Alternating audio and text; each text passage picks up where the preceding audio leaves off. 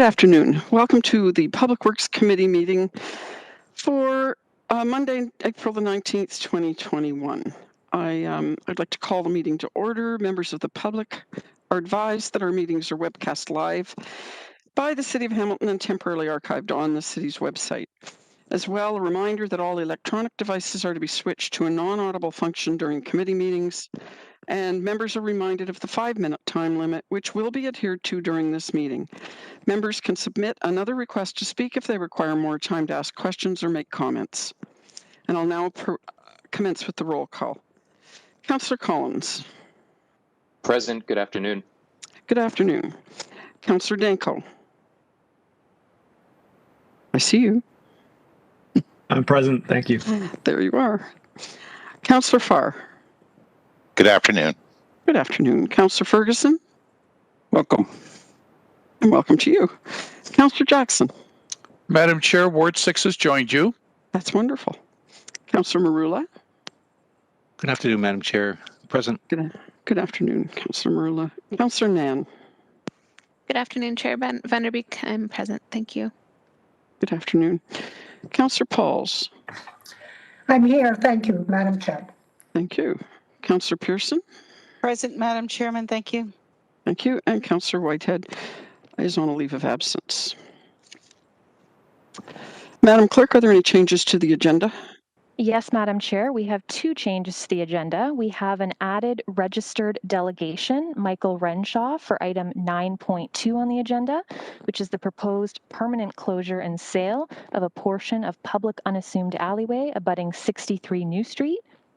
We also have an added notice of motion, item 12.1, respecting sidewalk widening on the north side of Cannon Street East between Elgin Street and Ferguson Avenue North in Ward 2. Thank you. Thank you. May I please have a mover and seconder to approve the agenda as amended? Councillor, it looks like Councillor Pearson. I can't see this on the screen very well. Councillor Pearson. And I'm sorry, who was the seconder? Councillor Ferguson. Is there any discussion on that agenda? On that item? And the votes are up. Please indicate your vote.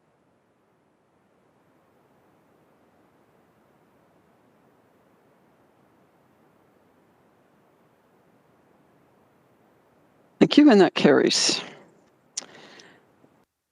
Are there any direct declarations of interest today? Seeing none, I'll move on. Approval of the minutes of the previous meeting, March the 22nd, 2021. May I please have a mover and seconder to approve it? I moved by Councillor Pearson, seconded by Councillor Farr. Any discussion? I see none. The vote will be on the screen.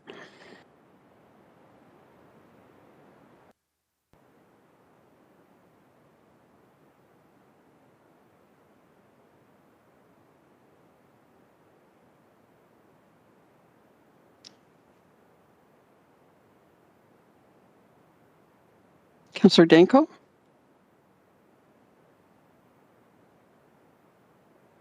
Sorry, Madam Chair, the vote's not coming up for me, but I approve.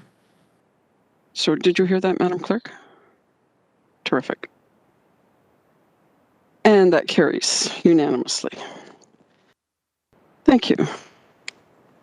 Now we're on to consent items. May I please have a mover and seconder to receive consent items 7.1 to 7.4? Councillor Nan, seconded by Councillor Ferguson. Is there any discussion on any of those items? Councillor Ferguson? Yeah, thank you, Madam Chairman. It's great to hear that the biosolids plant is up and going again, and there is no serious damage to it. My only question is, and I'm not sure who I put the question to, whether, well, there's 2 Johns, John Hoka, I guess. John, are you getting the throughput through the plant that we expected when we did our business case? John? Yes, hi. For those who don't know me, I'm John Halka. I'm the Director of Woodward Upgrades, working underneath Andrew Grice. Yes, we are getting the throughput at this point in time that we had expected. And we're now not land applicating anything. It all goes through this plant, does it? All the biosolids?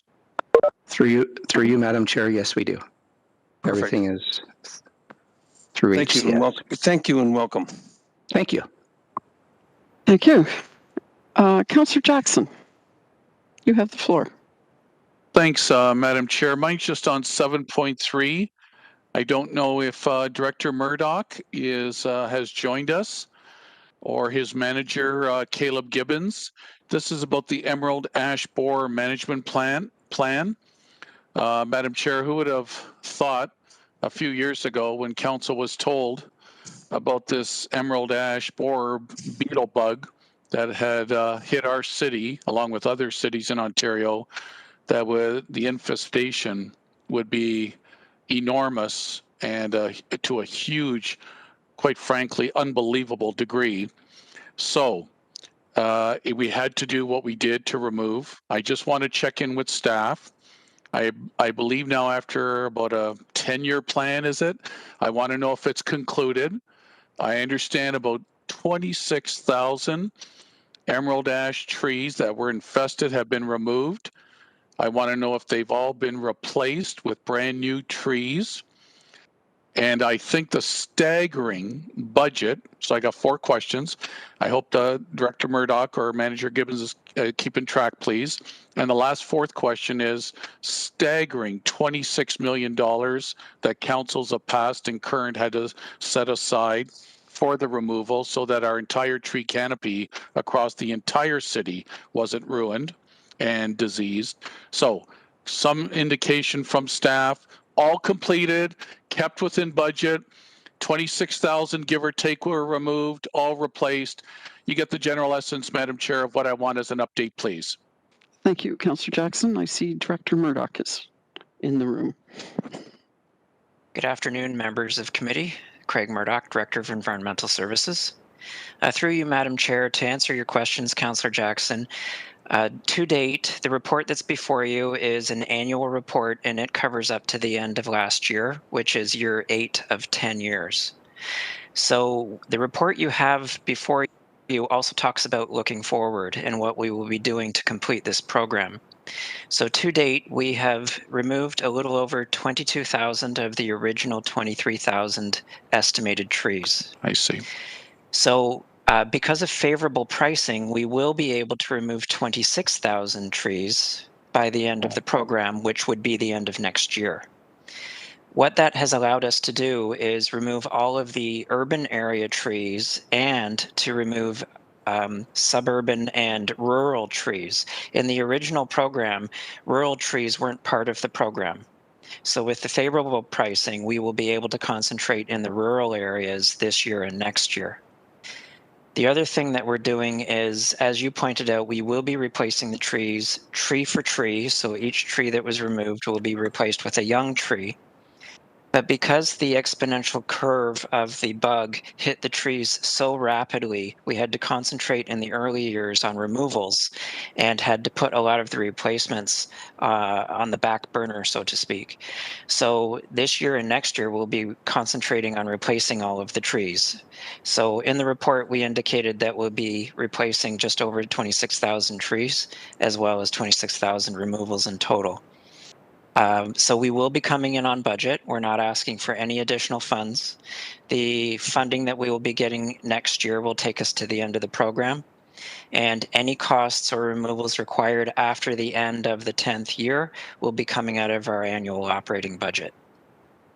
Director Murdoch, thank you for that very thorough and comprehensive response. And again, Director, it's almost something that came out of a horror flick in terms of this beetle bug that came to our city and just devastated close to 26,000 trees that needed to be removed and replaced. But anyways, you and your great forestry team, led by Manager Sam Scarlett, have had a great handle on it, and you've raised my comfort level in terms of staying within the overall budget, and you're almost completed your mission. Thanks, Madam Chair. Thank you. Councillor Ferguson for a second time. I wasn't sure whether I could ask both questions at the same time, but my other one is 7.4, which is winter control. I don't know whether Bob Pauls is online or not, but interesting numbers. but I couldn't see in the report what our current reserve is for winter control and what our target is. Do you know the answer to that question? Director Soldo, perhaps? Thank you. Through you, Madam Chair. Edward Soldo, Director of Transportation Operations and Maintenance. I believe that our existing reserve is about $3.5 million at the present time. We have not either utilized it or put any additional funds into that in the last number of years. Thank you, okay, sir. That's all. Thank you, Madam Chair. Thank you. I have no more speakers on that. Are there any other items here anyone wishes to speak to? Okay, I don't see any, so we'll go back to the mover and seconder. Moved by Councillor Nan, seconded by Councillor Ferguson. The vote is on your screen.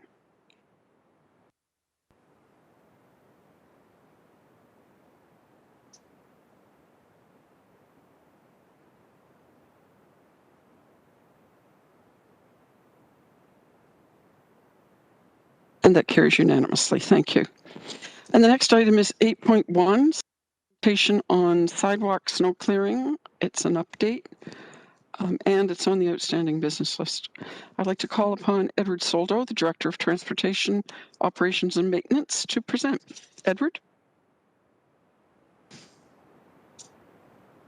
Thank you, Madam Chair.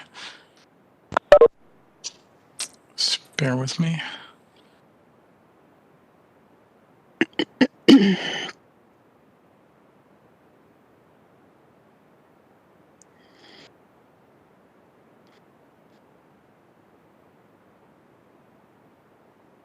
This is a very short summary of our presentation here related to report PW 19022C.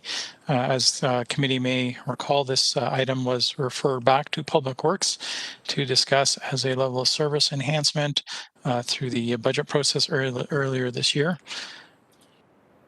I just want to give a bit of an overview of the entire program subsequent to the report we just passed in 7.4. In terms of winter control, it is the mission for our division to ensure safe public access to municipal transportation infrastructure through our planned winter controlled activities. We have about 6,500 kilometers of roadway, including the escarpment, parkways and bridges. We clean over 2,300 bus stops. We do provide sidewalk snow clearing on a limited basis, primarily in Ancaster along municipally owned property, along the reverse frontages, as well as under contract through the school boards along these school frontages.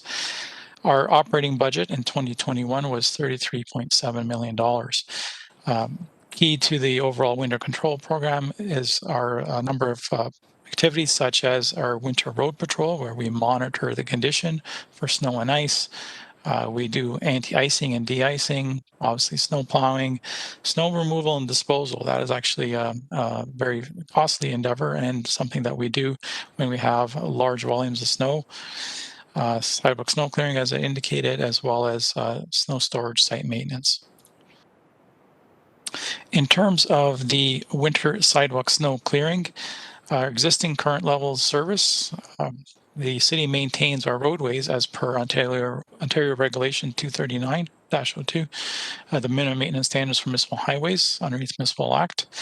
The city currently provides partial snow clearing along sidewalks, about 397 kilometers of the 2445 kilometers of sidewalk we have in the city.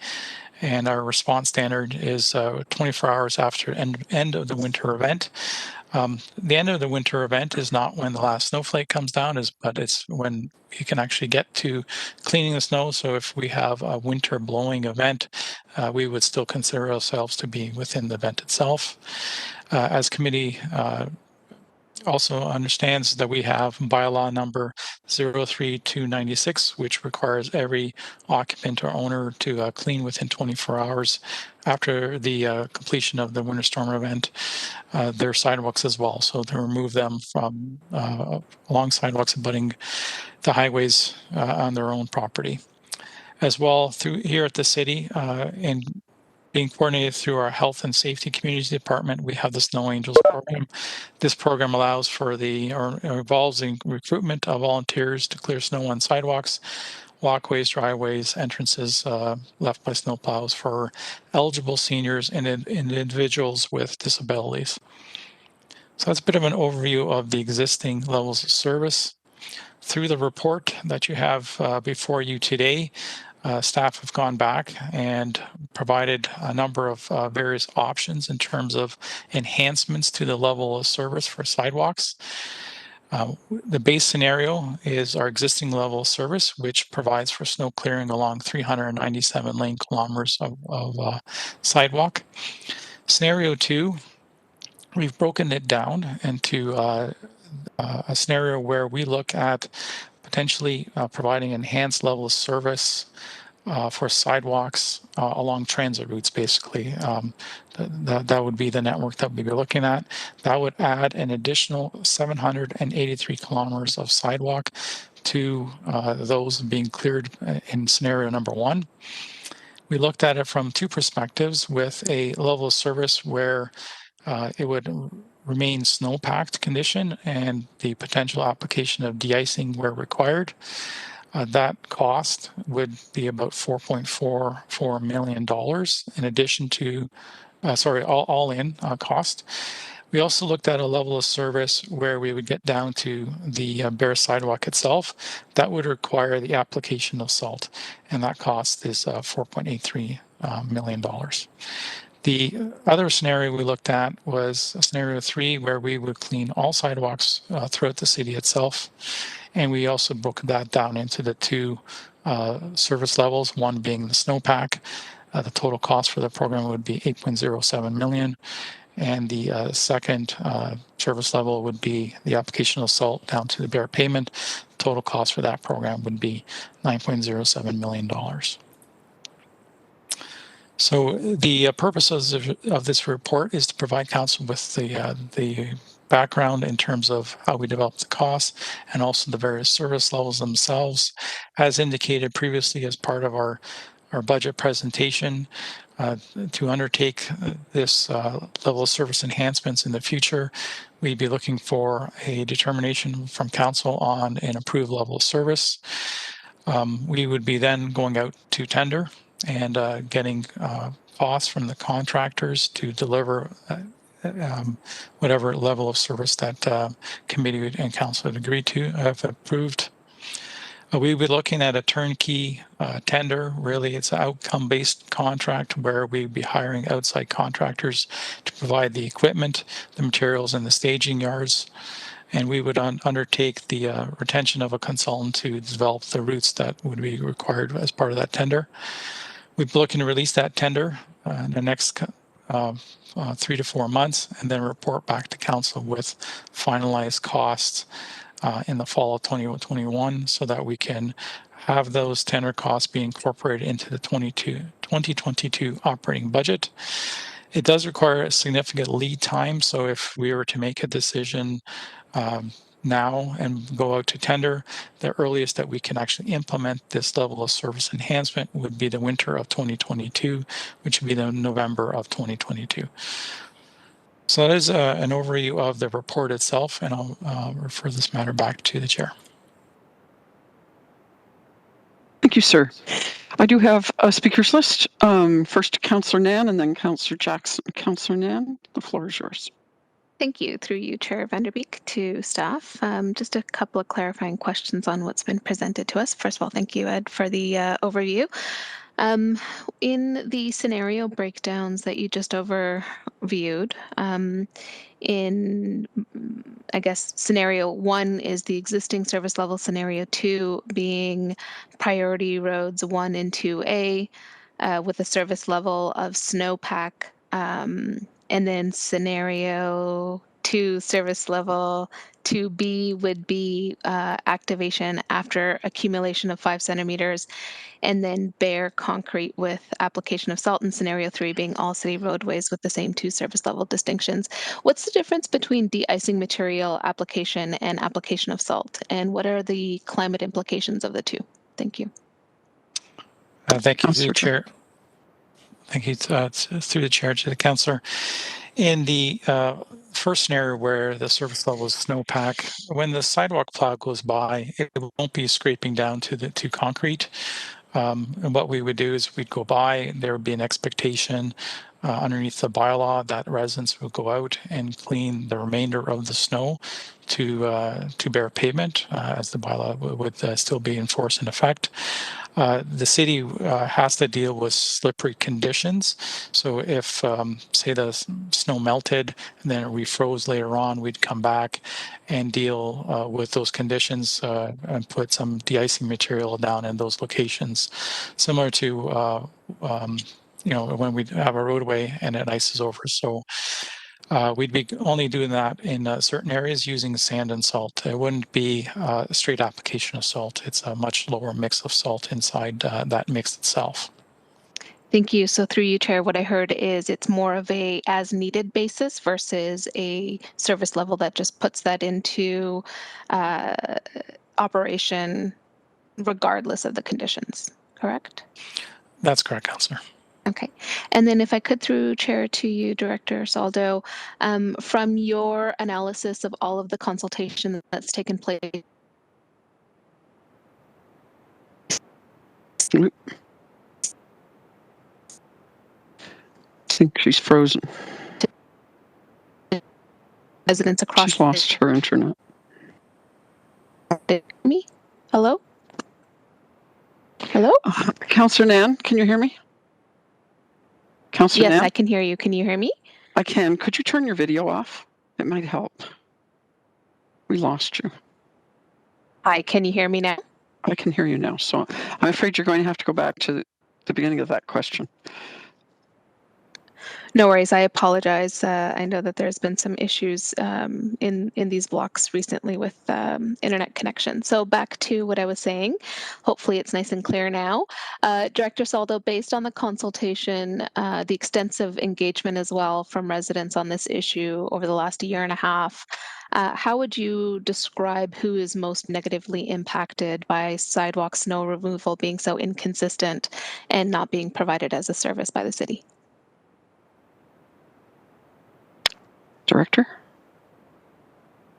I would describe, based on the feedback that we've gotten, is that those individuals that tend to use the sidewalks in winter that really don't have any choice, being pedestrians, mothers with their children pushing a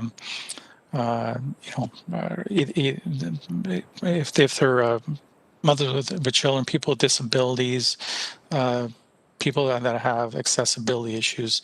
I think we've heard clearly from them that they have the greatest issues with the inconsistency of snow clearing, while I would say a large majority of individuals in the city clear their sidewalk, walking along a block and coming across one property that doesn't clean it does pose a risk and does pose as well a barrier to those that must utilize the sidewalks. Thank you. Through you, Chair, to Director Saldo. Also, seniors is a group that I've heard from a lot in the Ward 3 office, especially seniors who have to rely on walkers or other mobility devices as well. Through you, if I could get a breakdown, I thought at some point we had heard what the impact or cost would be from an annual cost borne onto homeowners. From a tax perspective in the scenarios that you had laid out. And it wasn't overviewed in the presentation, but if you could please share that information publicly now. Thank you. Through the chair to the councillor. In terms of the financial implications, and I'll use the scenario 2A, which is the snowpack. That's a overall cost of 4.4 million. The residential impact would be 0.3% or $12. Underneath scenario 2B, which includes the application of salt, that's an overall cost of 4.83 with a residential impact of 0.3 or $13. Moving on to scenario 3A, where we clean all the sidewalks in the city. to a snowpack condition that is overall cost of 8.07 million, residential impact of 0.6 or $26. And then moving on to 3B, which is all the city sidewalks, application of salt, it's 9.07 million, residential impact of 0.7 or $30. I would point out that we do have finance staff here as well, and they can provide some greater clarity on those numbers. Councillor?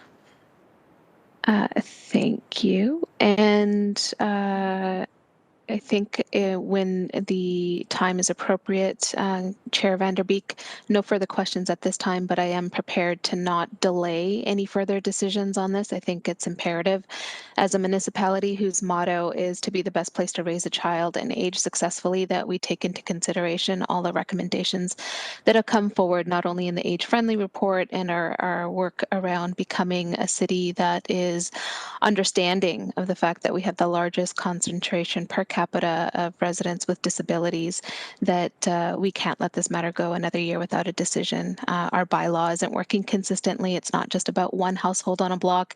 In some cases, especially in the lower city, it leaves many blocks unserviced and sidewalks unattended to, especially given many of the vacant storefronts as well. So I am prepared to move a motion at the appropriate time. So if you could come back to me, please. Thank you. I'll do that.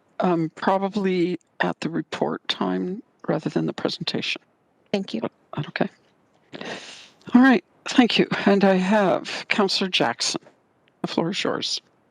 Thank you, Madam Chair.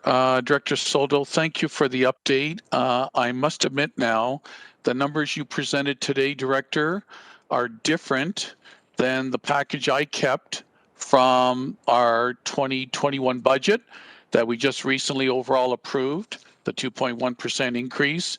And I got the council referred items, Director. So I need to ask you, Director, because these original numbers were part of the public record.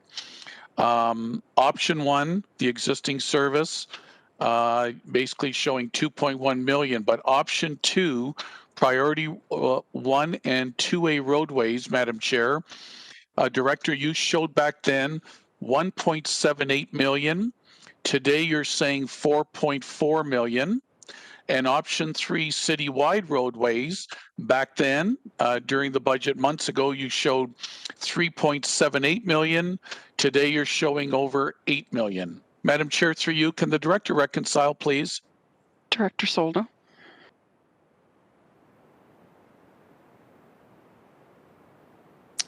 Thank you. Through the chair to the councillor, we're actually quoting two different sets of numbers there. So if I can provide some clarity on that. The total cost that we had presented earlier on was 3 million to 3.36 million, which was an increase to the base budget of 1.78. And the total cost in scenario 3 previously was 5.1 million to 5.3 million. So the numbers that you were referring to were the incremental costs. The numbers that are on the chart today are all-in costs. So that includes the existing service that we currently have. There has been an increase in the cost. So if I can refer apples to apples here, the previous cost for scenario 2 was 3.06 to 3.36 million.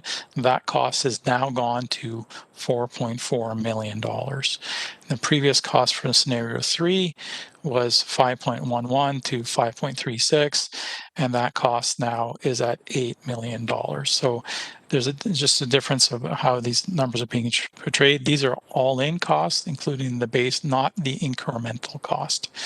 The numbers that were previously presented were based on numbers that were developed back in January 21st of 2019, and those were based on 2018 expenditures. Since that time, there's been a number of reports. Those numbers weren't updated, but in this report, since that much time has gone by, over 2 years since our first time that we developed those numbers, we went back out and had a discussion with contractors. We looked at what other municipalities have done as well, and we updated those costs to reflect more existing costs than the 2018 ones. So it's been about 2 years since we updated those costs, and that is really the primary driver behind that increase. Councillor? So, thanks, Madam Chair. So, Director, I try to listen very, very carefully. So, again, here from the 2021 Council referred items, option 2, primary roadways, you wrote additional 1.78. Today, you're saying that additional would be 4.4. And option 3, all roadways, you said then additional 3.78. That now is over 8 million. And you summarize that by saying it's a 3-year-old report in terms of the original numbers, and some different factors have made those higher adjustments. I just want to make sure I'm clear in what I've heard. No, Director? Thank you, through the chair to the councillor. I'll try to be a little more clear. The numbers that were presented before, the 1.78, that was in addition to the budget of 1.58. Okay. Right? So that comes up Yes. to $3 million. Correct. The number that we're referring to right now in 2A is 4.4. So that is 2.3 million additional dollars to our existing budget. It is not 4.4 additional, that's all in. So we have to compare apples and apples here. So it's 3 million has gone to 4.4, not 1.78 has gone to 4. Okay. All right, then. Thank you for clarifying on that. Madam Chair, on your original report to Director, which was back in November 18th of 2020, sidewalk snow removal, on page 12, you had comparator municipalities.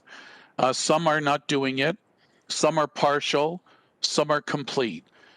Again, help me understand, are the ones that are doing partial would be your option 2 of primary roadways, or is it the level and degree of how they would clear the sidewalk, or is it both? Through you, Madam Chair. Director? Thank you, Councillor. Through the chair to the councillor, if I refer you to Appendix C in this report, provides us with a municipal scan of various municipalities and what they do. Some municipalities clear main streets. Some municipalities clear along their transit routes. Some of them clear to bare pavement. Some of them clear to snowpack. So there really isn't a consistent manner that they're done. It all depends on the priorities of the community itself. So some are gone snowpack. I would say the majority go to snowpack. But then in some other municipalities in their downtowns, where they have high pedestrian volumes, they actually do apply salt so that it is bare. But I couldn't point out to one consistent pattern between the various municipalities. What we're trying to do with the options that we're providing for committee is to look at doing the city in from a partial manner, being primarily on transit routes, and then the entire city, and then also giving you that service level enhancement between snowpack and utilizing salt to get down to bare pavement. Madam Chair, do I still have a few minutes? I'm not trying to monopolize here. You still have 2 minutes and 27 seconds. Wonderful. Lots of time. Okay. Through you. So, Edward, I have said all along that I'm trying to keep an open mind, especially on option 2, the priority roadways, the transit, as you call them, the main public transit roadways. And I must say again, for the public record, the Seniors Advisory Committee have passed a resolution last year pre-COVID into this year, strongly supportive of some degree of enhancement to clear city sidewalks.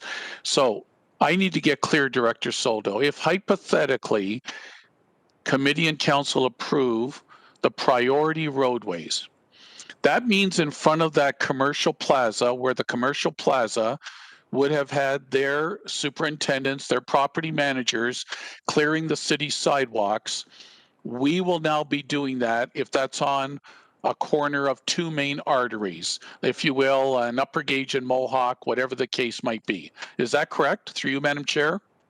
Director? Thank you through the chair to the councillor. If both of those roadways were on a transit route, being on a priority roadway, then we would be cleaning the sidewalk in front of those commercial properties as part of an overall network. So that would let the commercial plaza owners off the hook, which bothers me enormously. That does. The residential homeowners on those main streets, on those public transit corridors, I would be sympathetic to and want to try to help. And lastly, Director, hypothetically, if we get in the business, how does this work? 24 hours after a snowfall, Madam Chair, if we approve the public transit corridors, then with your new fleet, the new subcontractors, a year and a half from now, first winter that it would be implemented, within 24 hours after that snowfall, the Bobcats would be out there cleaning to sidewalk, bare pavement, all the city-owned sidewalks of those public transit corridors. Correct? Through you, Madam Chair. Director? Thank you to the chair, to councillor. After the snow event, I wouldn't characterize it as the snowfall, because if it's blowing snow, we're still considering ourselves to be in the snow event. So it could be, 2 or 3 hours after last snowflake falls. We would start the clock at that point, and then, as you indicated, councillor, within 24 hours, we would be cleaning those and completing those routes. Councillor? Okay, those are my questions for now, Madam Chair. Thank you, Director Soto, for answering my questions. Thank you. And the next speaker is Councillor Ferguson.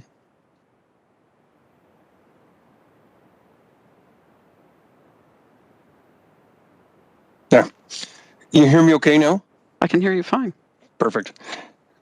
So, Edward, this is an information report. Are you looking for a decision today? Director? Thank you through the chair to the councillor. I believe this report has come back to council a number of times over the course of the last 2 years. The purpose of this report, it was referred back to Public Works to review it from a level of service perspective. If council so desires a level of service enhancement in this particular service, and for us to achieve an implementation date sometime in 2022, what we'd be looking for is a decision on the level of service so that we could put this out to tender. Councillor? Okay, and Edward, Ancaster already has their snow cleared on the sidewalks, as you know. There'll be, if council decides to move ahead with doing this snow clearing, there will be no impact to Ancaster since they're already paying for it, correct? Director? Thank you through the chair to the councillor. The potential implications through Ancaster are actually very minimal. You already have that service provided. I believe actually applies SALT as well in those areas, so there'd be no level of service change. I don't see a difference in that's correct, councillor. Councillor? Okay, thank you. That's all my questions. Thank you. Councillor Danko. Thank you, Madam Chairman. Just going back to the chart of options in the presentation with the costs that are presented. So those have been updated considering we've moved along. In the report, there's a cost breakdown per household. So can I just tie those to the costs that are in the chart presented in the presentation for the scenario 2A, 2B, 3A, and 3B? Director? Through the chair to the councillor. Bit unclear on your question, councillor. The scenario 2A would be 4.4 million, and that would be a residential tax increase of 0.3, and that would be $12, I believe, on an average home. And comparably for the new cost estimate for scenario 3A, for 3A, 8.07 million. That's correct. It would be 8.07 million, residential impact of 0.6 or $26. $26. Okay. And then Just on, so I'm clear on the difference between the level of de-icing and salt that would be used for the level A service and the level B service. So you touched on that earlier, but how much salt would be actually required to bring a 5 centimeter snowpack down to clear? Like, is that a significant amount of salt, or is that, you know, just how much de-icing is required to get there? Director? Thank you to the chair, to the councillor. That's a really difficult question. We don't, right now we do apply salt in Ancaster along those routes. In terms of those vehicles that we'd be using, the snow plows, they actually can't carry a lot of salt, so we'd have to replenish them on a consistent basis, making either our routes very short or have a truck basically follow them around. It does require quite a bit of salt, but the answer itself is difficult to answer because it all depends on the activation of salt itself. So in a heavy pedestrian area, you can get away with less salt because it's stepped on and it's activated, and that'll cause the snow to melt. But in areas where you may not have as much pedestrian activity, the activation of the salt takes longer. You may need more salt to actually get it down into a bare pavement condition. Thank you. And just thinking back from this winter, some of the areas that are cleared by contractors, there sometimes ends up being more salt than there was snow, depending on the contractor. We do have a policy for de-icing control, correct? Like we are trying to reduce the amount of salt that we're putting down because it is a soil contaminant. We do have an official policy for that, I think, right? Through the chair to councillor, that's correct. We have a salt management plan, and that's something that is a plan that we put together a number of years ago. And the main goal of that plan is to reduce the amount of environmental impact that we have through the use of salt. So we have very set standards in terms of how much salt we use in application on roadways, and that would be something we would obviously be looking at here as well. Thank you. Those are all the questions I had. Thank you. Councillor Farr. Thanks, Ed. I've been saying for years, more than just this term, it'd be great if we could have a look at, more of a budget reorganization than a budget enhancement on this issue. I've been saying it. I haven't directed it or moved any motions. It's the theme for me is more and more, it appears, at least in my ward, there's a greater interest for this public works service by the taxpayers versus maybe some other things. I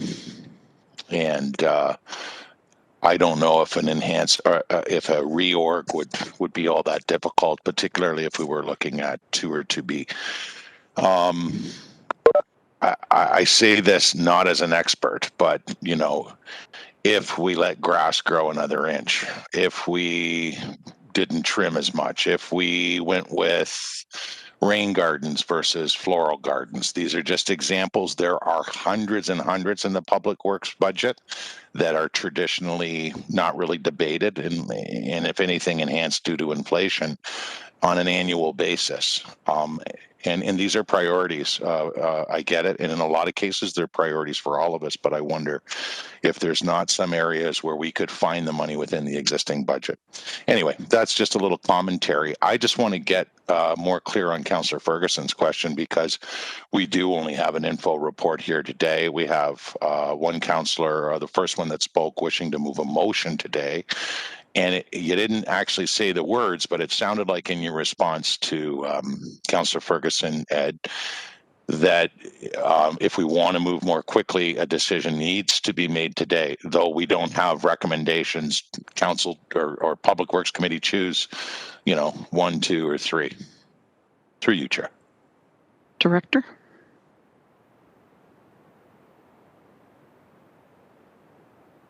This item, thank you through the chair to the council. This item was referred back to Public Works to have a discussion about level of service enhancement. Council may choose not to have any level of service enhancement, or if there is a desire by committee to move forward on this motion. The purpose of this in terms of move forward on this level of service enhancement, the purpose of this report was to provide you with that information to make that decision, as well as to outline how long it would take for us to potentially implement such a level of service enhancement. So at the present time, it's really within, so it's with the Public Works Committee should you choose to move forward with an enhancement to this program or not. Councillor? So I'm clear, Madam Chair. So I'm clear. You would recommend that if this Public Works Committee and ultimately Council, because I'm sure we'll spend some time debating it there, we always do with this item, wanted to move to have something in place for the coming winter, although I'm hearing we might get snow in a couple of days. Just a flash in the pan experience, but still, we should be ready for it. We might want to move something here today and ratify it in a week at Council, in your opinion. Director? Thank you to the Chair, to the Councillor. In order to implement a level of service change such as this, there needs to be considerable time frame to allow us to undertake the tender and allow the contractors that are going to undertake this service to get their facilities, get their equipment and everything else ready. So if there is a desire for council to undertake this service in November of 2022, we would require a decision from committee and council. Councillor? Today, through you, Chair. Today or soon. Through the Chair to Councillor, the time frame is quite considerable.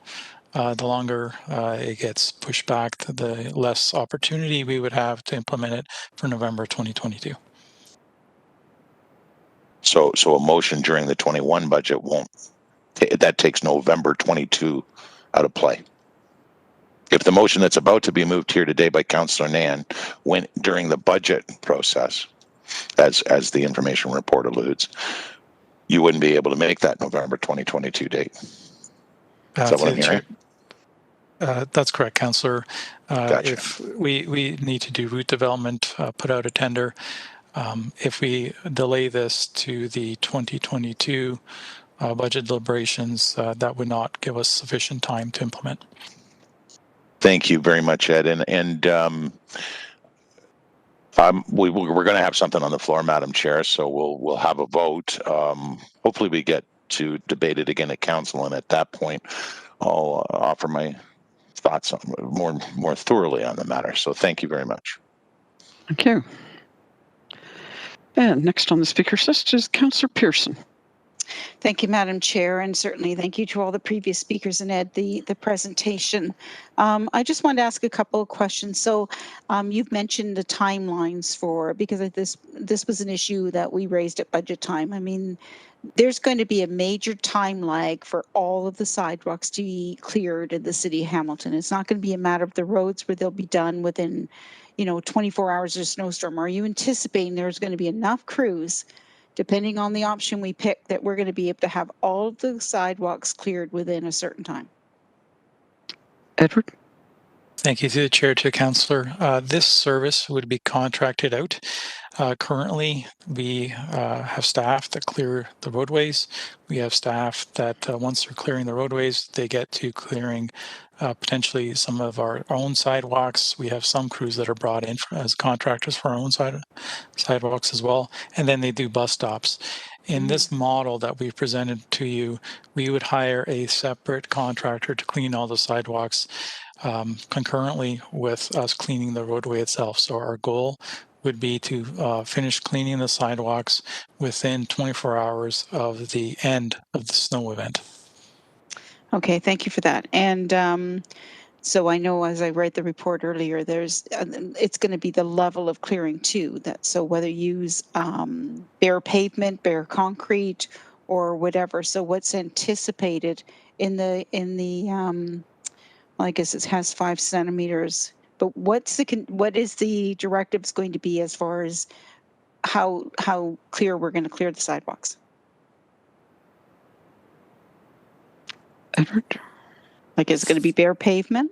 Thank you, through the chair to council. That's really a decision or choice for council. We presented 4 options here, and the options are broken down into snowpack or bare pavement. At this point, we'll there is no recommendation before you, but we're looking for some direction on what level of service council would like. Thank you. I just want that reiterated and clarified. Thank you for that. Edward, in this report, and it was raised earlier, this is just the cost for doing the work. Have we factored in damage that can occur now with whatever, if they're plows, if it's salt, we'll have damage to sidewalks or sidewalk lips where they can break off. We'll have damage to boulevards where there's grass. So has all that been factored in, or do we have an amount that what we're looking for could be a possibility? Director? Thank you, through the chair, to the councillor. That is a bit of an unknown cost for us. We've estimated restoration costs for a typical season to run anywhere from $75,000 to $100,000. The first couple of years after implementing a service of this nature, obviously those costs would be a little higher. There are residences that may have flower boxes that abut the sidewalk themselves. There would be sprinkler heads that would be right there as well. So we anticipate that in the first couple of years of providing a service of this nature, that our costs would be a little higher. People would then have to remove or move those obstructions away. There's also the issue related to the variable sidewalk width that we have in the city. So some of those sidewalks we may cause a little more saw damage than others. So it is typical in municipalities that undertake this work to have a restoration budget to deal with those instances that occur over the course of the winter.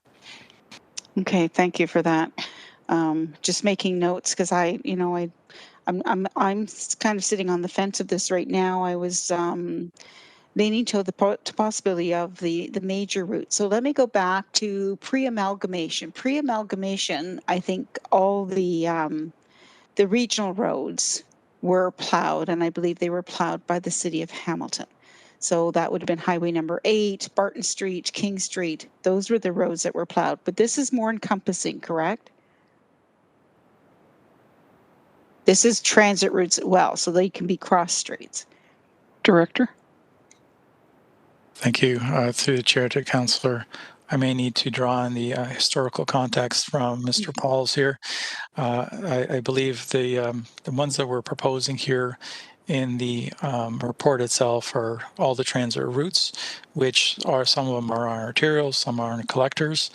I'm going to ask Mr. Pauls to provide context from historical nature of what was done. Thank you. Bob? Good afternoon, everyone. It's Bob Paul, Manager Roadway Maintenance. Through the chair, as Councillor, the priority 1 and 2A roads indicate primarily gone through our analysis that the 2As and 1s contain the majority or all of the HRS bus routes as well.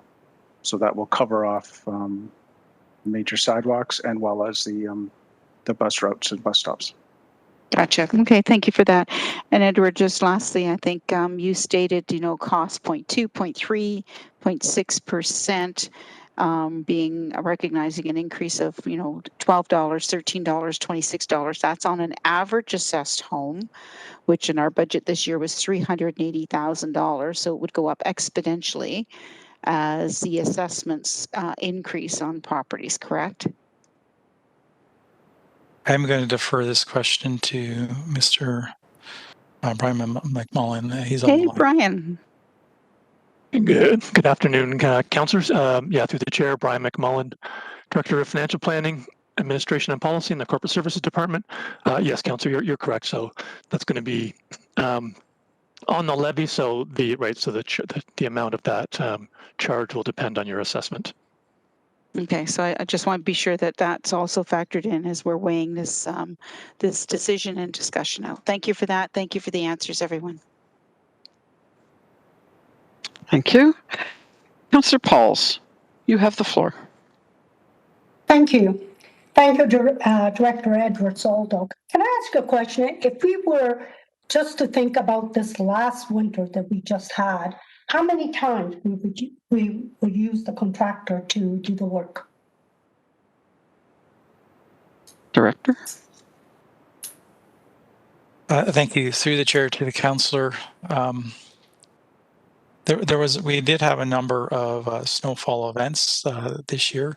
I believe in report 7, that's underneath item 7.4, we speak to the number of events that we had. In terms of actually calling out the contractor, I'm actually going to refer to Mr. Pauls if he provides some context related to that.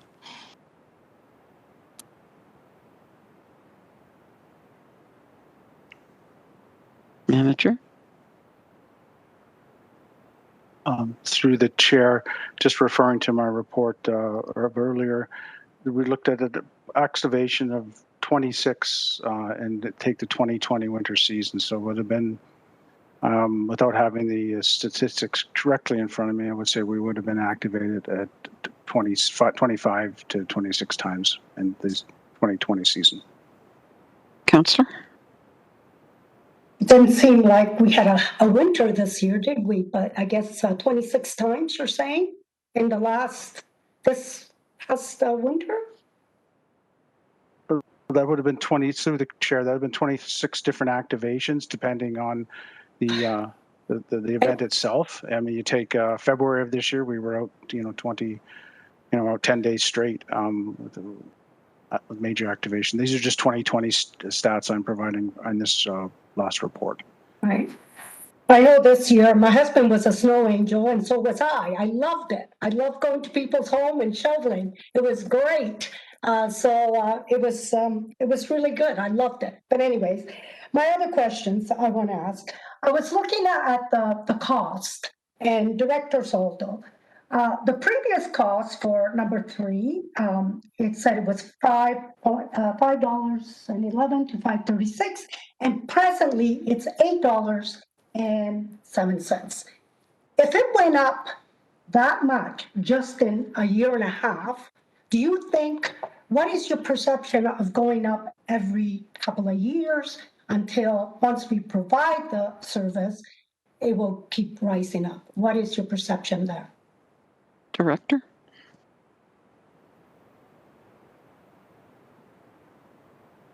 Thank you through the chair to the councillor. The cost that you're referring to, the 5 million to the 8 million, that's to undertake all the roads in the city. Right. I would say, those numbers were based on 2018. The contractor and contracting industry, in particular in terms of snow plows and the sidewalk plow equipment, it is a scarce resource. There isn't that many out there. The insurance costs for that industry have increased substantially over the last number of years. So there is obviously more than just basic inflation that's at play here. So that cost has gone up, $3 million over the course of the last, say, 3 years. So it is substantial. And in your opinion, if we continue there, it could keep growing, and then we have no other way but just keep on paying whatever the market tells us to pay, right? Director? Thank you to the chair, to the councillor. We would look to enter into a longer term contract where we would have hopefully some better control over those increases that we could stipulate in the contract, similar to the contracts that we put out for our road clearing itself. That one there, I believe, is in a 4 or 5 year contract, and we've put in certain clauses in terms of increases. There would be costs that we'd have to incur related to the increases related to salt. So we have seen increases over the last number of years in salt costs as well. I appreciate that. I do want the city to be the best place to raise a child and make sure everything's looked after. But I want the expectation of even our roads. I had people email me that the contractor didn't do it properly and all that. Do you perceive that if we enter into scenario 3, the people will call, and the expectation how to clean those sidewalk has to be perfect or it's not satisfied. And my second question to that is, what about legally? What about if we don't get there on time? Because our view is we have to wait till the snow stops, not after 24 hours, but when the storm is finished. And people are expecting the city to do it, and they fall, they get injured. Will it reflect on the city problem? Director? Thank you through the chair to the councillor. I would say that based on my previous history, this in the winter, when it comes to winter snow clearing, be it on the roads or on the sidewalks, it's very difficult to meet everyone's expectations. We have multiple complaints today as it relates to clearing the roadways themselves. There's always issues with snow being put in locations potentially where it does impact people's travel or their driveways. Sidewalk clearing will be very similar to roads. When it comes to cleaning them, there'll always be an expectation that we could do better, or that we maybe did not get there in time. So it will be a source of more complaints from the public. That's why we're really looking to come up with a level of service that is manageable and one that doesn't raise the expectations of the public to the point that we can't actually deliver on that type of service. In terms of risk, today, currently, we manage that risk with the level of service that we have. Going forward, we would provide a service that can ensure that we meet the level of service and reduce the amount of risk that we have. So I don't see it as any differently than how we clean the roadways and the risk management that we currently do there today. Mm-hmm. And last question, if I may. Councillor, you have 30 seconds. Okay, 30 seconds.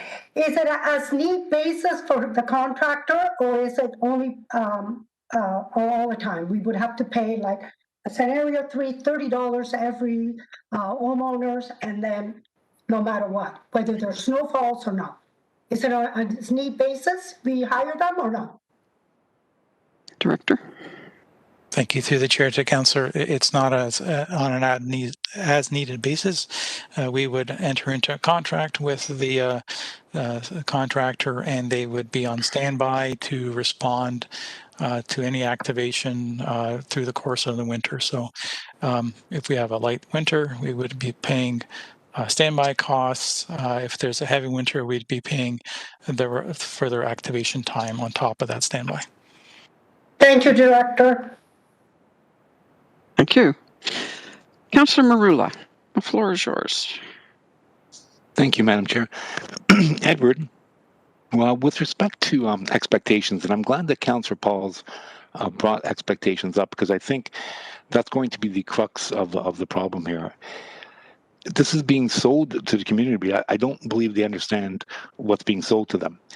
So at present, through you, Madam Chair, Edward, our compliance rate, and I'll use my street as an example, is that on my street it's about 90 to 95% by noon of any particular snow event.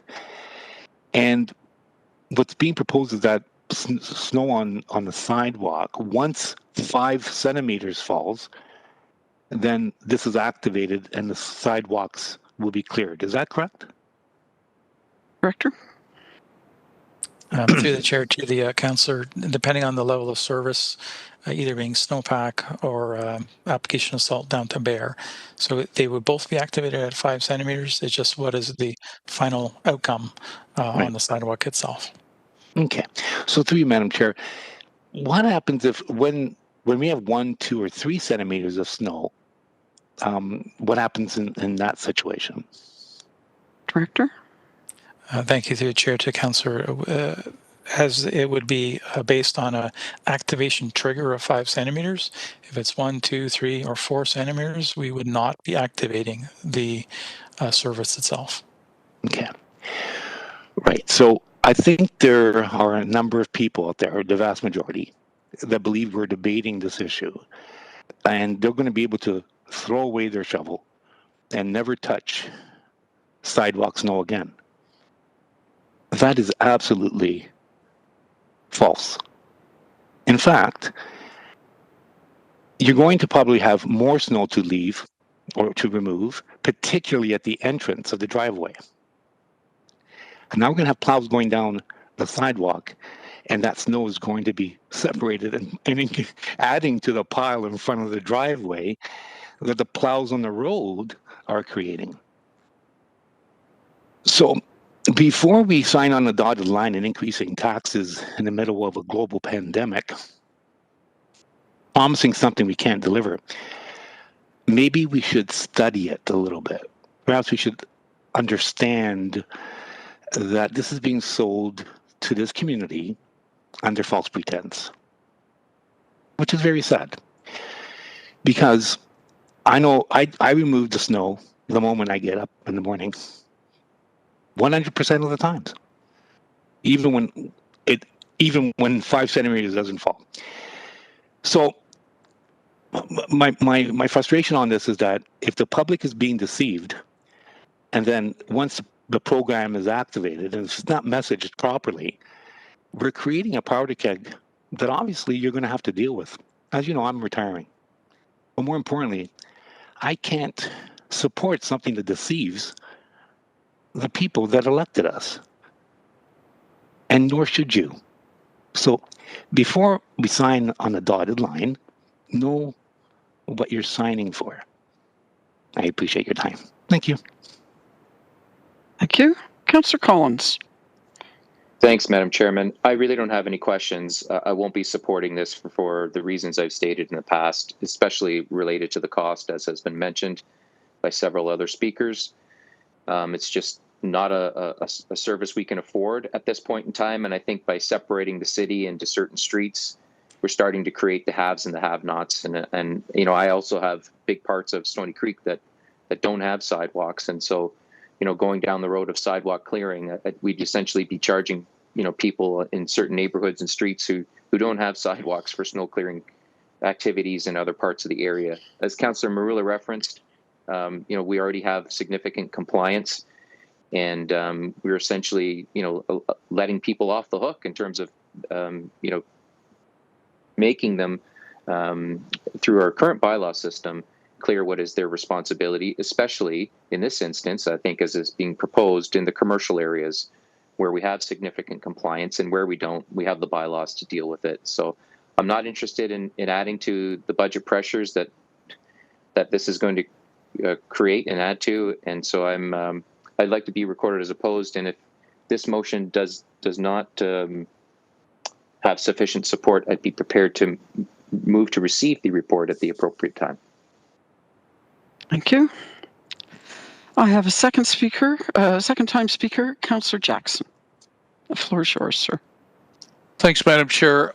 Director Soldo, I know you've been with our city for a few years now, so you can't speak for before your arrival. But I just have one basic question. It seems this debate and this topic has been more driven either by past and current councils that have wanted information, and or on behalf of some segments, some sectors of our community. And the point I'm getting at, Madam Chair, is that I don't recall staff or the Department of Winter Operations through Public Works bringing forward a recommendation saying, we definitely want to get into the business and we want to clear the main public transit corridors of sidewalks across our city and or the entire city of all sidewalks everywhere, whether on major arteries or in remote areas. Is my memory correct that it's more council of past and current and or from certain segments of the community driven, Edward? Because I don't recall professional staff bringing forward a report saying, recommending they want to increase the amount of winter operations that they carry out by doing some level of city sidewalks. That's the essence of my question, Madam Chair, through you. Thank you, Director Soldo. Thank you, Madam Chair.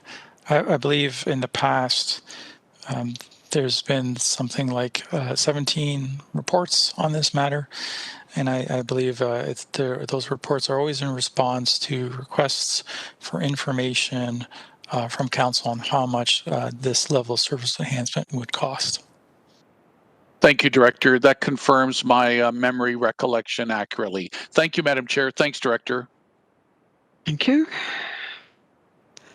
And I have no one else on the speakers list, so if I could just turn the chair over to Councillor Nan for just a minute, I'd just like to ask a couple of things that were on my list that did not get asked by someone else.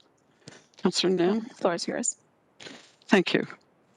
So through you, Councillor Nan, to Director Soldo, the pricing that you've given us anticipates that every property in the city would be paying for this sidewalk clearing. Is that correct? Thank you to the councillor. I'm going to refer this to Mr. McMullen. That's fine. Yes, so through the chair, that's correct.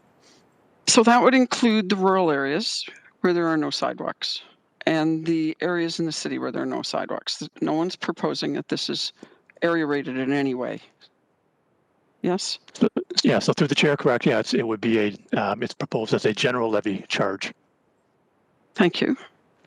And so my next question, and I'm not sure whether it goes to you or whether it goes back to Director Soldo, would be, will the sidewalks, because there are a few sidewalks in the rural areas, would those sidewalks anticipate that those people anticipate that their sidewalks would be cleared too?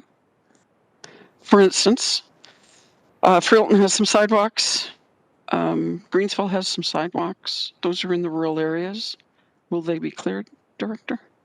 To the council, that is correct. Our calculation is that all sidewalks, 2,445 would be cleared. Okay, thank you. And so I'm just going to clarify back to Director McMullen, if I could, through you, Madam Chair. If we were to clear to bare pavement, which would be the top level, so it would be $30 per property. It would be $30 for properties with an assessed value of $380,000 approximately. So if your property value is 900, it would be 3 times that. Is that correct, Director? So through the chair, yes, that is correct. Thank you. Those were my questions, and I know one of them did get asked, but I just wanted to clarify that again. So thank you. I'll take the chair back. Councillor Nan, I appreciate you taking it. I have no further speakers on this matter. So Councillor Pauls, are you asking to speak? Go ahead. Can I just actually have one more question? And I don't know if the Director Soldo could answer this, but even this last winter, when I saw little contractors cleaning the sidewalk, city sidewalk, I saw big trucks with these little trucks unloading. And I'm just wondering, with climate change, which is so important that we all talk about, I don't know if you could answer that. We're putting more trucks on the road, and then we're adding more little trucks. And the reason I'm saying that, because I have a resident that lives on Upper Wellington and emails me all the time about big trucks coming by all the time, and why don't we eliminate them? Because of climate change. What is your view on that? I don't know if you can answer that, but my thought is even climate change, we're adding more trucks, big trucks, to carry these little trucks to the location of these sidewalks. Director. Any comment?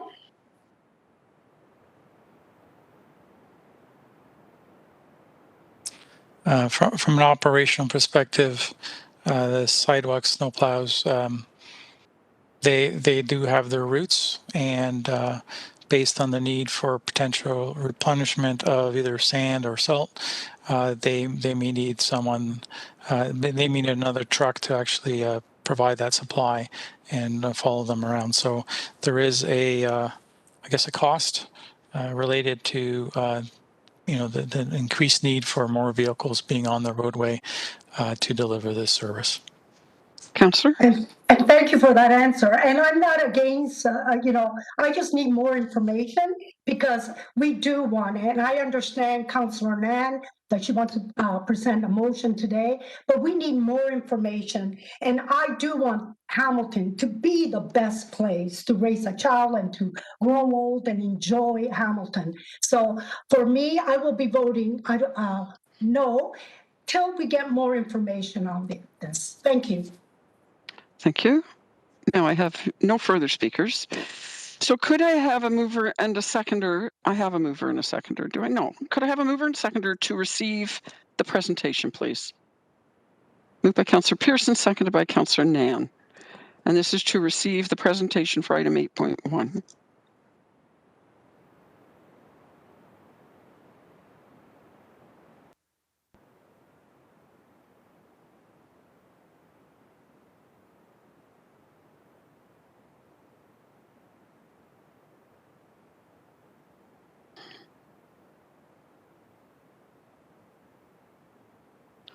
Councillor Pauls? You got her. She got her. Okay. And that carries unanimously. Thank you. And on the report, may I please have a mover and seconder to receive the report? Now, what do you want me to do with this, Madam Clerk? So shall I just go straight to Councillor Nan for her motion? Okay, Councillor Nan. Oh. Thank you, Chair Vanderbeek. Just checking that you can hear me clearly with my video on. Excellent. Okay. So it would be moved by myself and seconded by Councillor Danko. And the motion is not opening on my Word document folder. So just give me a quick second to move back over to the chat. Oh, thank you, Alicia. Of course, Elsie Davenport has it already on the screen for everybody to read. So that sidewalk snow clearing update PW 19022C, citywide outstanding business list item. A, that the level of service for winter sidewalk snow removal be enhanced as defined as scenario 2, priority 1 and 2A roadways, maintaining sidewalks in the existing level of service plus the addition of an estimated 783 kilometers of sidewalk along transit routes as follows. Service level 2A, activated when snow accumulation is 5 centimeters or greater, and snowpack conditions with de-icing material application as needed. And that B, staff prepare to report back with an implementation plan to proceed with service level scenario 2A as outlined in the report indicated in the title of the motion. So again, moved by myself, seconded by Councillor Danko. And if I could, through you, Chair, just a couple of comments. So appreciating the discussion to date, I think appreciating the discussion to date since the beginning of the term, as I've had to deal with this issue along with my colleagues, appreciating the level of engagement around it, and also staff for bringing back multiple reports over time, as well as I think one of the most robust engagement survey participations we've had. We had literally thousands, not in the form of a petition, but thousands in the form of participating in our Hamilton Engage survey, who've indicated very clearly that 82% rated that winter walkability is either extremely or very important to their experience of being in this city. And that of those who participated in the survey, 40% have indicated that they personally have ended up on the roadway when sidewalks have not been safe to traverse. The reality at the end of the day, my colleagues, is that our bylaw isn't working consistently across the city. And where we have vacant storefronts, especially on those priority roads of 1 and 2A, many sidewalks for lengthy stretches end up being unattended to, and at times for up to weeks, posing not only a serious risk to our residents who rely on sidewalks to move about our wonderful city, but fundamentally create a serious backlog in terms of our bylaw staff as well. I believe that scenario 3 is actually the best option from a true accessibility and health equity lens. But that said, I understand that not everybody feels that this level of service is necessary. Realistically, the cost is going to continue to rise to provide sidewalk snow removal over the winter, and so is the need. Our age-friendly report that was unanimously passed at last council indicates very clearly that the population of seniors aging in place is only going to continue to grow to numbers that we have never experienced before in this city. We've already had a scenario of those who have and those who do not in the city. And we've studied the issue now for at least 1.5 years. Scenario 2A addresses the need for major roadways to get cleared where they do not have significant compliance, and when, as mentioned, have blocks upon blocks that pose a serious danger to the lives and health of our most vulnerable, shutting in seniors, people with disabilities, making our streets totally inaccessible for parents with strollers and households that do not have access to personal vehicles. Public service and taxation is not simply about transactional services, but it is about enabling our cities to be a place where our residents can thrive, where our residents can be safe, and where our residents are able to be fully accessible, are able to access their city, and ensure that that is available to all of our residents. So colleagues, the motion is before you, duly moved and seconded for your consideration. Thank you. Thank you. And I do have a speakers list. Councillor Collins. Thanks, Madam Chairman. I didn't see the cost in there. I think most times when we have motions to committee, there is an estimated cost, understanding that this, if it passes, and I won't be supporting this, just to be clear, but I think procedurally there needs to be a cost in the recommendation, and I didn't see it while it was briefly there on the screen. And I think if Councillor Nain was referencing option 2, I believe it's $4.83 million, or the equivalent of 0.5% on the levy. Can I add that as to ensure it's as an amendment? Procedures? Yeah. Okay. Sorry, is that to me, Chair? Yes, I'm just getting to you. So, Councillor, it's your motion. Are you willing to accept that as an amendment and change it, or does Councillor Collins need to find a seconder for his amendment? It is as it was indicated in the report that's referenced in the topic of the title of the motion. So I didn't have it before me as I was typing this out, but as it's written in the staff report in terms of scenario 2A. So I'd be open to those costings being added in if it is the will of my committee colleagues to see them there. Otherwise, I think it's pretty implied given that this motion is tied to the report that's before us. Thank you. So just to clarify for myself, please. So are you proposing to put those figures in your motion, or do you want him to do an amendment motion? Oh, I'm totally open to that. It's the motion is in reference to the report that's before us. If Councillor Collins wants to see information tied to the report more explicitly written in the motion, I'm okay with that. It's not an issue for me. So, Thank you. Madam Clerk, can you put that in and show it to us? Is that a possibility? Through you, Madam Chair, I can add it in. I might just ask for either Brian or Edward's assistance with the account information or funding source.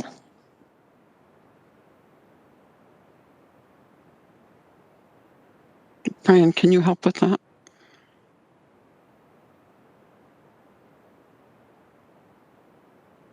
So through the chair, Brian McMullican. So that would come from the Public Works operating budget. We have added to the Public Works operating budget in the 2022 budget, or from the Public Works 2022 operating budget.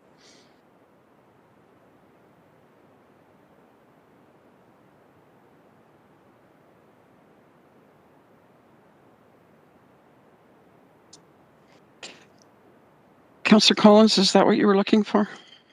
Perfect. It may be a moot point, but I think procedurally we usually have that tied into motions. Thank you. Okay. Okay. And is that the end of your questions, Councillor Collins? Yes, thank you. And okay. If this loses, please come back to me for receipt of the... yeah, I've made a note of that, sir. Okay, and the next speaker is Councillor Danko. The floor is yours, sir. Thank you, Madam Chair. Just going to focus in on what I've been hearing through this discussion from Ward 8 residents specifically. So in Ward 8, a lot of the complaints that we hear for sidewalk snow clearing are commercial properties, specifically on Upper James and some of the other commercial arterial roadways that we have in the ward.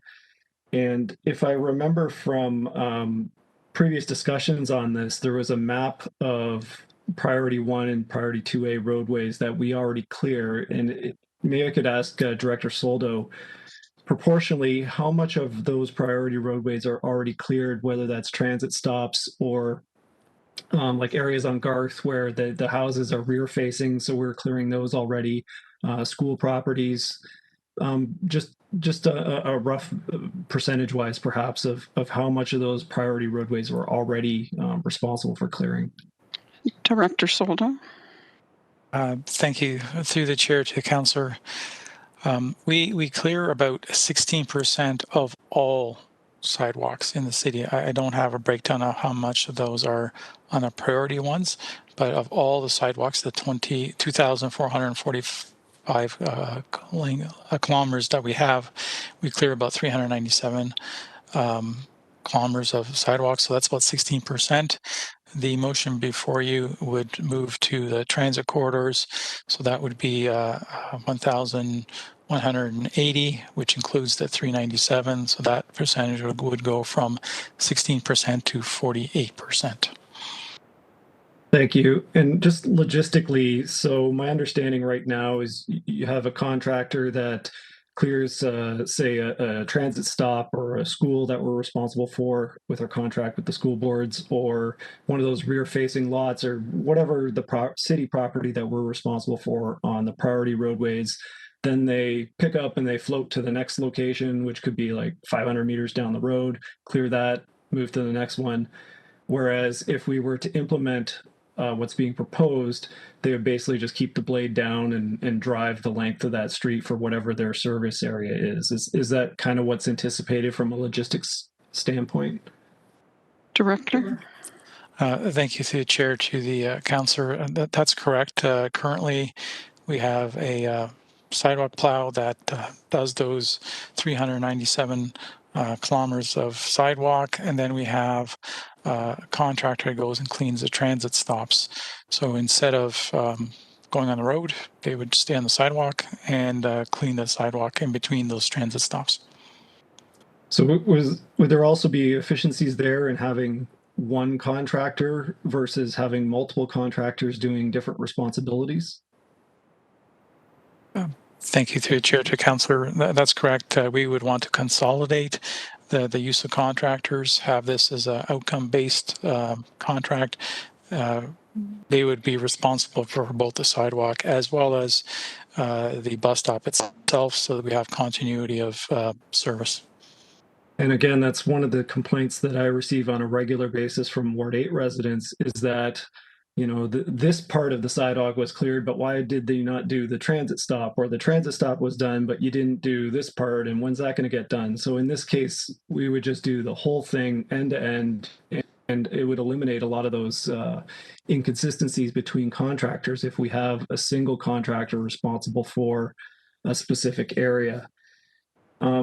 Maybe if I could just drill down on the cost there, and I do appreciate Councillor Collins adding that cost into the motion to be specific. But the 4.44 million, what is the incremental increase in cost? So that's the total cost to provide the service, but what is the incremental increase in cost versus what would have already been in the budget for 2022? Director? Thank you through the chair to the councillor. In terms of our existing budget in 2021 is $2.1 million. Going to scenario 2A, the total cost all in would be 4.4 million. That is an estimate subject to going out to tender. So the incremental cost there, doing my math really quickly here, is $2.34 million. And the residential impact that is projected, the $12 per household, is that the total cost or is that the incremental cost? Director? Through the chair to Councillor, I believe that is the incremental cost, but I'd look to Brian to verify that, confirm. Yeah, through the chair, that's confirmed. Thank you. So again, just thinking about all the calls and emails that we've received on this, for me anyway, the vast majority are either seniors who have, at the best of times, mobility issues and are impacted by even small amounts of snowfall. And especially families, families with young kids, whether they're walking their children to school, and especially you know, if you have a stroller, if you ever tried to take your kids somewhere in a stroller, it's a pain in the you know what at the best of times, and virtually impossible when you hit just one property that's not cleared, and we have a number of those on Upper James that just never ever clear, no matter what, no matter how many times we enforce. It doesn't seem to matter. They just pay the ticket, and it's part of their cost of doing business. And you know, to Councillor Jackson's point about subsidizing their snow clearing, you know, I really do take that point to heart, and I've heard that from residents as well. But you know, I think at this point we have heard the need from the community, and you know, to take that higher road and provide the service that I think our residents have been asking for. And I'm just going to close with you know, a couple comments here. I think what's being proposed is a good compromise. I do think the expectation issue is a real issue, that perhaps what we're going to be providing isn't quite what people are expecting it to be. But I think moving forward with this will give us a good way to evaluate whether this service is effective, whether the expectations are met, and are people satisfied with this service. So I think it's a good compromise. It's a reasonable cost per household, and it perhaps might give us the opportunity to focus more on areas that do need more enforcement. And in particular, again, in Ward 8, that's the student housing areas with absentee landlords, where instead of our limited bylaw resources, having to go to all the car dealerships and plazas and commercial properties and try to figure out who the numbered corporations are for the owners, and ticket them, that they could refocus on some of those other areas with snow clearing issues. And just finally, if I still have a few seconds left, I know I've been a little bit long. So you're on borrowed time. I'm on borrowed time. Okay, so make her quick. So this winter, my son decided that he's 12, that he wanted to go out and start shoveling sidewalks to make money, and which basically meant that he would go up to a house and ask for money, and I would end up shoveling their sidewalk. But so he was charging $10 to $15 a pop, and so for $12 per household for the whole season, I think that's a very, very reasonable amount to ask, and I'm looking forward to seeing if residents are satisfied with the service that's offered based on what's before us here. Thank you. Thank you.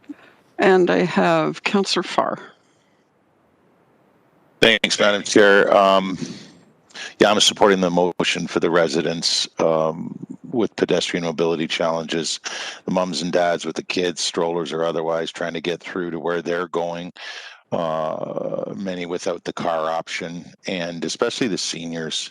It's 10 to 1 with those demos on supporting this in over 10 years of engagement, informal for the most part, but engagement to my office or when I'm out and about and speaking to folks about this, particularly vocal, by the way, in the winter months when there's snow everywhere. But just on this, I am supportive based on that, and between now and the 2021 budget, should we get there, and as Part B indicates, getting back to us, I really think that we could reorg certain priorities. It's a massive public works service budget, and it's really about $3 million we're talking about here when you incorporate what we're already addressing in terms of sidewalks in the city. So I would endeavor myself to try to find ways to offset as opposed to add to the levy, and there's time to do that. But for now, I will support what is before us.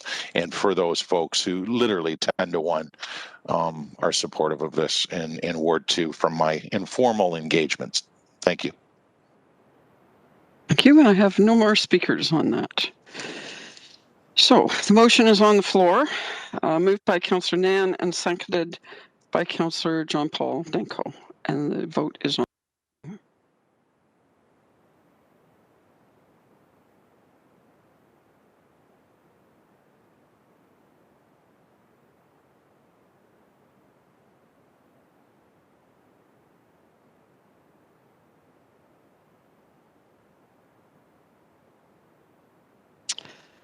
And it's defeated.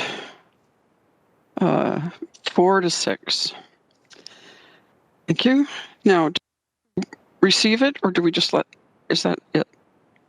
Through you, Madam Chair, this is Alicia from Clerks. We will need to receive the report, please. Thank you. So I'm going to go back to Councillor Collins, who said that he would have a motion. Yep, I'll move to receive the report. Thank you. Thank you. And seconded by Councillor Marula.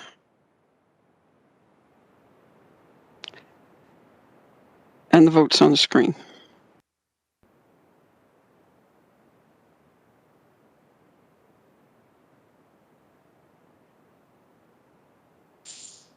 And that carries unanimously. Thank you. So on to item 8.2, which is Confederation Beach Park Wild Waterworks 2021 season. I'd like to call upon Lisa Burnside and Neil McDougall, Hamilton Conservation Authority, to present. Lisa and Neil, whenever you're ready. Thank you, Madam Chair, for the opportunity to present to the Public Works Committee. As you noted, I'm here today with HCA Secretary Treasurer Neil McDougall if there's any financial questions. There is a staff report prepared in your agenda package, and I'm here today to present an overview of that with a PowerPoint presentation. So I'm going to be calling that up.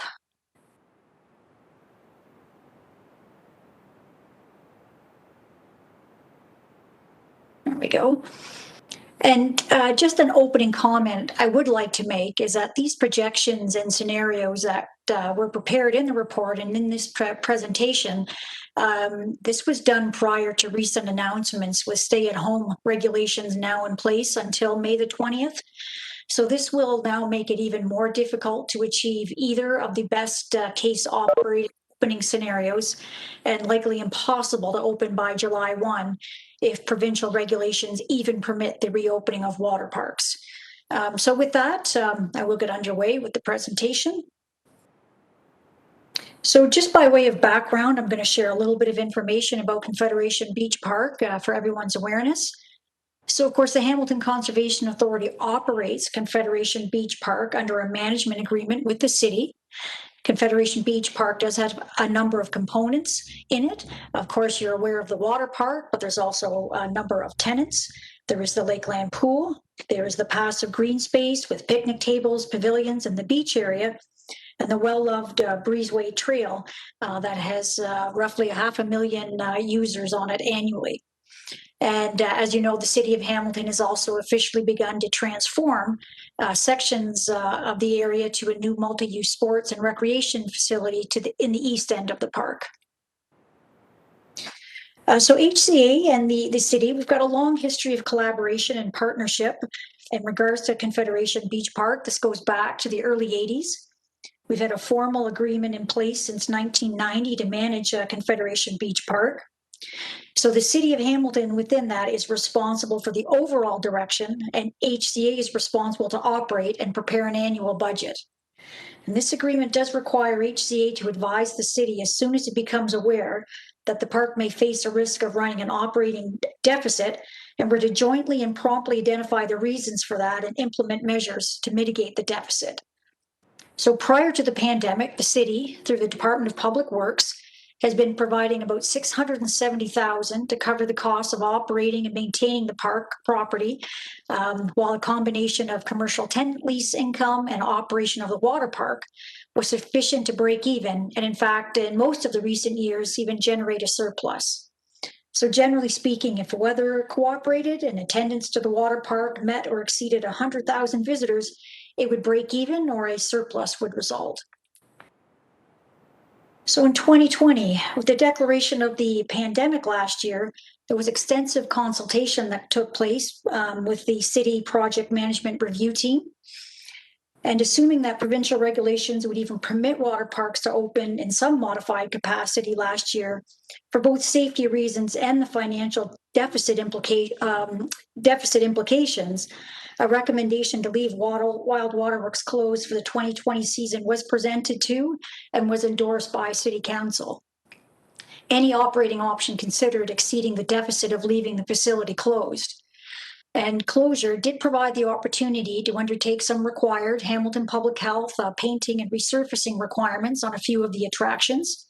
And ultimately, provincial regulations didn't permit the reopening of water or amusement parks last year.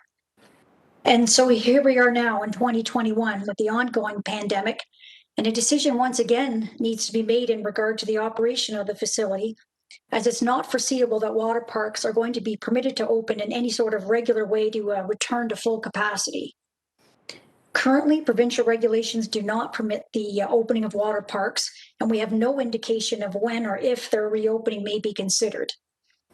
It is anticipated that flat water pools will be permitted to be again reopened, and we are aware that the City of Hamilton is planning on opening its water pools in 2021, similar to 2020 with limited capacity. It's possible water parks will be permitted to open for the summer with coinciding capacity or other restrictions. It's also possible to operate the Wild Waterworks facility as a flat water pool as an operational consideration. So these two scenarios carry with them significant revenue and expense implications, and as always, not to be forgotten, as it was prior to the pandemic, weather is our single biggest variable in meeting attendance targets to cover expenses. And I think given the ongoing pandemic, we also have to factor in public confidence to return to such a facility. So I think in considering the two options noted, it's important to be aware of the usual operation so you know what you're comparing it to. So in a normal year, Wild Waterworks operates from mid-June until Labor Day. That's about an 80-day operating season. As I've already mentioned, it requires over 100,000 patrons during that time to generate enough revenue combined with the tenants in Confederation Beach Park to cover the costs. Weather is the single biggest impact, as I've noted already. And in previous years, we've seen attendance vary from 88,000, that's a low, to a high of over 140,000 visitors. In 2019, there was revenue of $2.5 million and attendance of just over 103,000 visitors at Wild Waterworks. There is pre-summer attendance between 2,000 to 6,000. That's largely driven by school programs and public attendance on June weekends. It is important to bear in mind that to open a facility of this size and capacity, we do require a minimum of 6 to 8 weeks of preparation for the staff training. We have inspections and maintenance on all the attractions. We have to schedule and pass all required inspections from the TSSA and as well as public health prior to opening. And to open on any given day, the facility must be staffed regardless of the number of patrons that come. And these are essentially fixed costs and they're not going to vary with attendance. So for 2021, we don't foresee schools returning to any class trips in June for this academic year, and there's not going to be any pre-summer activity. In a normal year, the robust recruitment of 125 or up to 150 staff is already well underway beginning in February so that we can do training in May. With the closure of the facility last year, there's going to be likely less returning staff from 2019. So consequently, at this point, with no provincial indication of if or when reopening may be permitted, coupled with no pre-season summer activity and taking into consideration recruitment, training, and all the inspections and approvals, the new opening target will be for July 1 for a 73-day operating season. And it is reasonable to further reduce the operating days to 66 when we factor in a 10% historical average for the number of poor weather days we experience. So as laid out in the report, we have some options for you to consider. Option number one is making the assumption that the province does permit water parks to reopen and operate based on a reduced capacity, and we're basing that on a 25% in-water capacity. That carries it with a deficit projection of $865,000. Option 2 is operate the facility as a flat water pool based on that 25% in-water capacity, and that's what the City of Hamilton uses for its outdoor pools, by the way. That carries with it a deficit projection of $1.458 million. Option number 3 is to again leave Wild Waterworks closed for the 2021 operating season, and that's with a deficit of just under $300,000. A little bit of detail on each option. Number 1, operated as a water park at reduced capacity. So an approved, other than of course getting provincial regulations to permit this, we also need an approved operating plan through Hamilton Public Health. And we do anticipate that there will be an additional cost for screening, line spacing, sanitation. So there's no projected decrease in expenses, and in fact, higher expenses. We do have to bear in mind physical distancing in the wave pool where the wave action pushes people together, and on the slide towers, that's going to be challenging.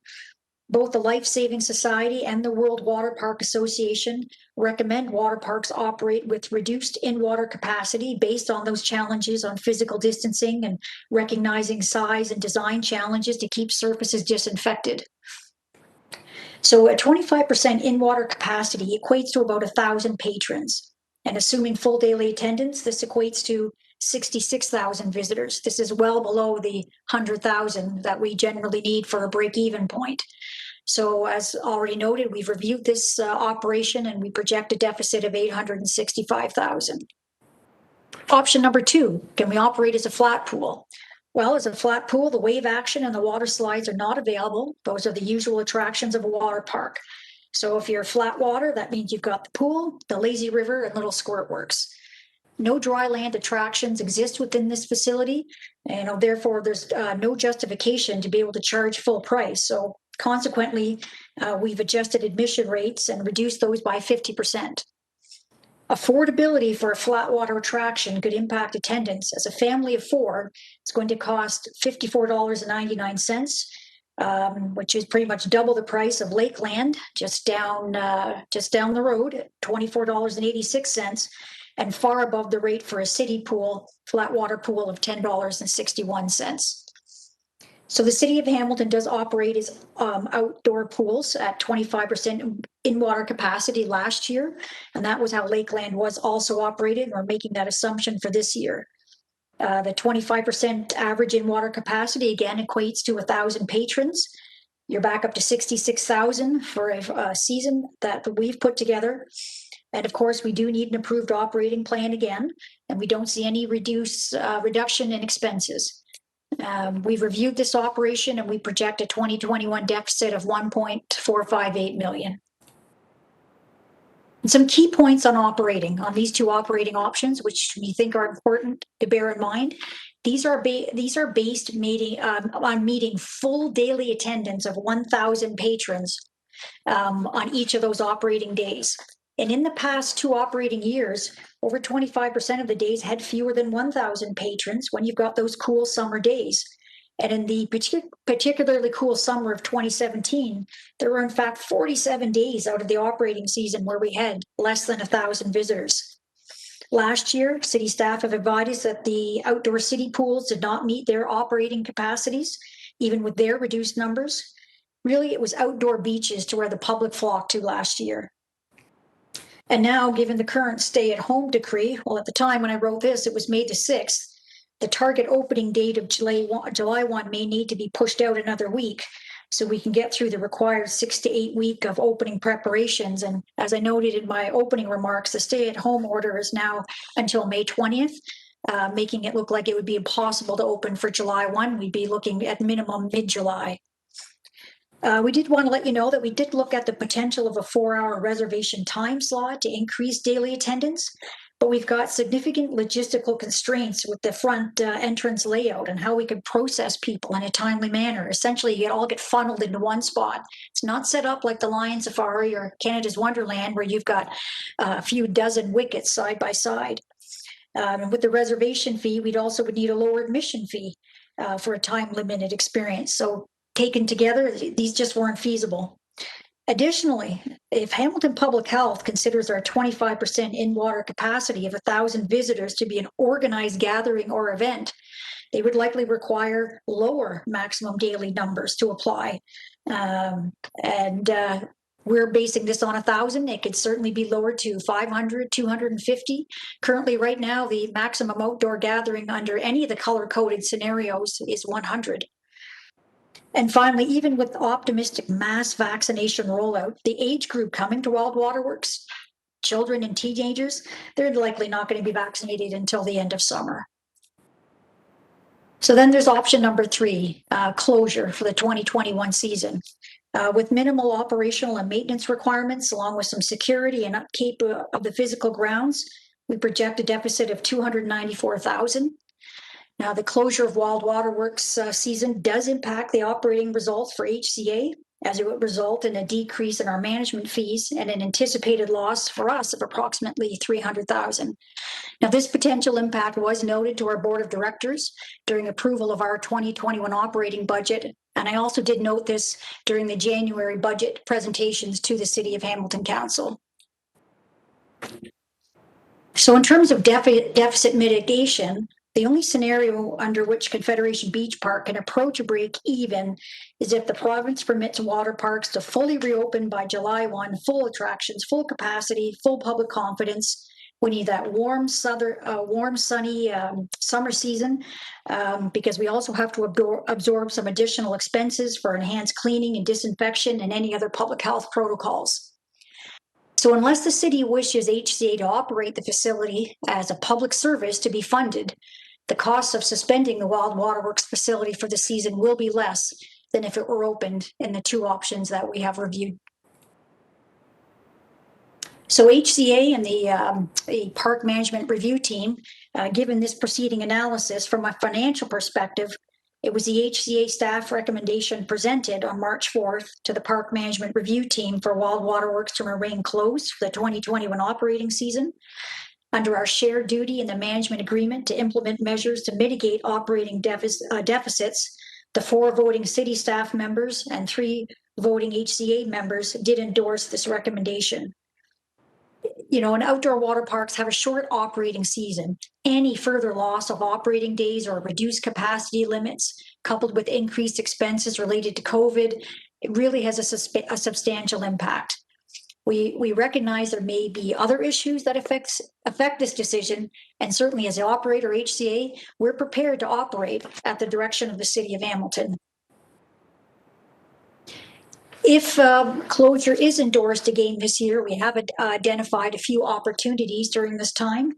One is looking at resurfacing and painting the tube slides that are visible from the QEW. These 2 attractions are visibly faded. I mean, they're exposed to the outdoor elements 24/7, and sun exposure has washed the color out since their last major maintenance over a decade ago. Additionally, we have identified other maintenance enhancements and projects. We would like to oversee replacement of the worn pool tiles down the length of the wave pool with the rubber rock for a very bright visual impact similar to the shallow entry to the pool. And we also do need to look at upgrading the point of sale system, as the current system is over a decade old. It's in need of modern hardware and a software system to integrate with online transaction and efficient payment processing for visitors. So with that, Madam Chair, that concludes my presentation. I'd be pleased to take any questions. I also have Neil McDougall here for financials, and of course, city staff are also available. Great, Lisa, thank you. Thank you for that presentation. And I do have a speaker's list. The first one on the list is Councillor Collins. Thanks, Madam Chairman. And I don't have any questions, but I did want to thank Lisa and Neil for the presentation. We're very blessed to have them at the Conservation Authority. And we're very blessed to have Sarah Kinnear, the manager of the Wave Pool, who does a terrific job with her staff every year in terms of assisting patrons at the facility and running it, as Lisa pointed out, most years above a break-even point. So we received the same presentation at the Conservation Authority, and it was a pretty easy decision to make after you've heard all of the points that Lisa has raised as it relates to finances, the vaccine, public confidence. I mean, we're just not there with the vaccine levels yet, and by extension, there's little public confidence in returning to facilities like Wild Water Works or others like Wild Water Works. We're just not there, and this obviously looks like a 2022 reopening. And it'll give our operators and staff at the CA an opportunity to continue to make changes at the park and work on different projects through the summer months of 2022. So this just looks like one of the last industries or sectors. The tourism and entertainment industry has been hit really hard. I know that everyone's been affected by it, but especially this industry. And I think, as Lisa pointed out, it's probably one of the last to return to normal, whatever the new normal looks like next year. So I'm quite prepared to move the recommendations at the appropriate time if you want to come back to me after your speakers list. We'll do that. Thank you. Okay, Councillor Ferguson.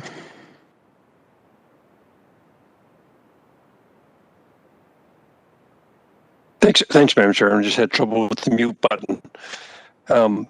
As always, Lisa's hit it out of the park, done a great job on presenting the issue. And so there's nothing more I can add other than to say this matter came before the Board of Directors of the Hamilton Conservation Authority quite some time ago, probably a couple of months ago, long before the third wave really took off.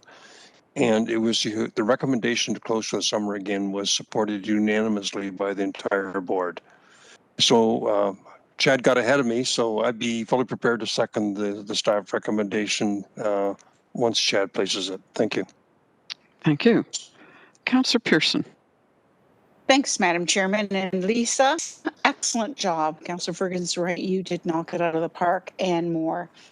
Excellent presentation as you've done in the past.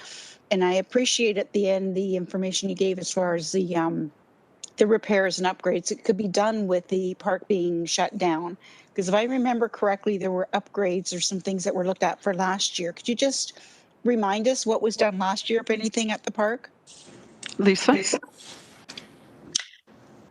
Yes, through the chair, we had 2 orders from Hamilton Public Health that the Lazy River and Little Squirt Works needed to be resurfaced and painted white. So both of those items were undertaken and were completed during the closure last year.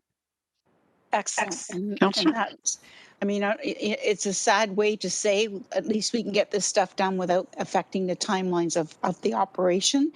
So I think, if anything, it stands well to be able to give everyone there, the crews, the operators, the consultants and contractors, the opportunity to do this. So I'm really proud of what you're doing and making sure that we turn every stone over to make sure that we get what we need to get done. And hopefully when we're out of this COVID, we'll be ready to go. Thank you. Thank you, Madam Chair. Thank you. And I have no more speakers, so I will go directly to Chad Collins wants to move the recommendation. So moved by Chad and seconded by Lloyd Ferguson.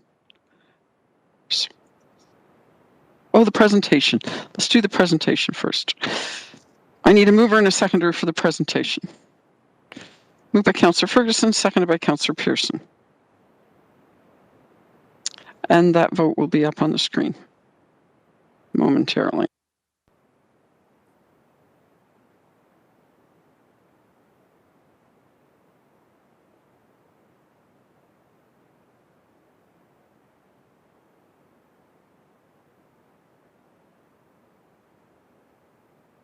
And that carries unanimously. And so now we'll go to moving of, a mover and seconder for the report. Sorry. Yes, right. Is there any discussion on that? I see none, so the vote is on the screen.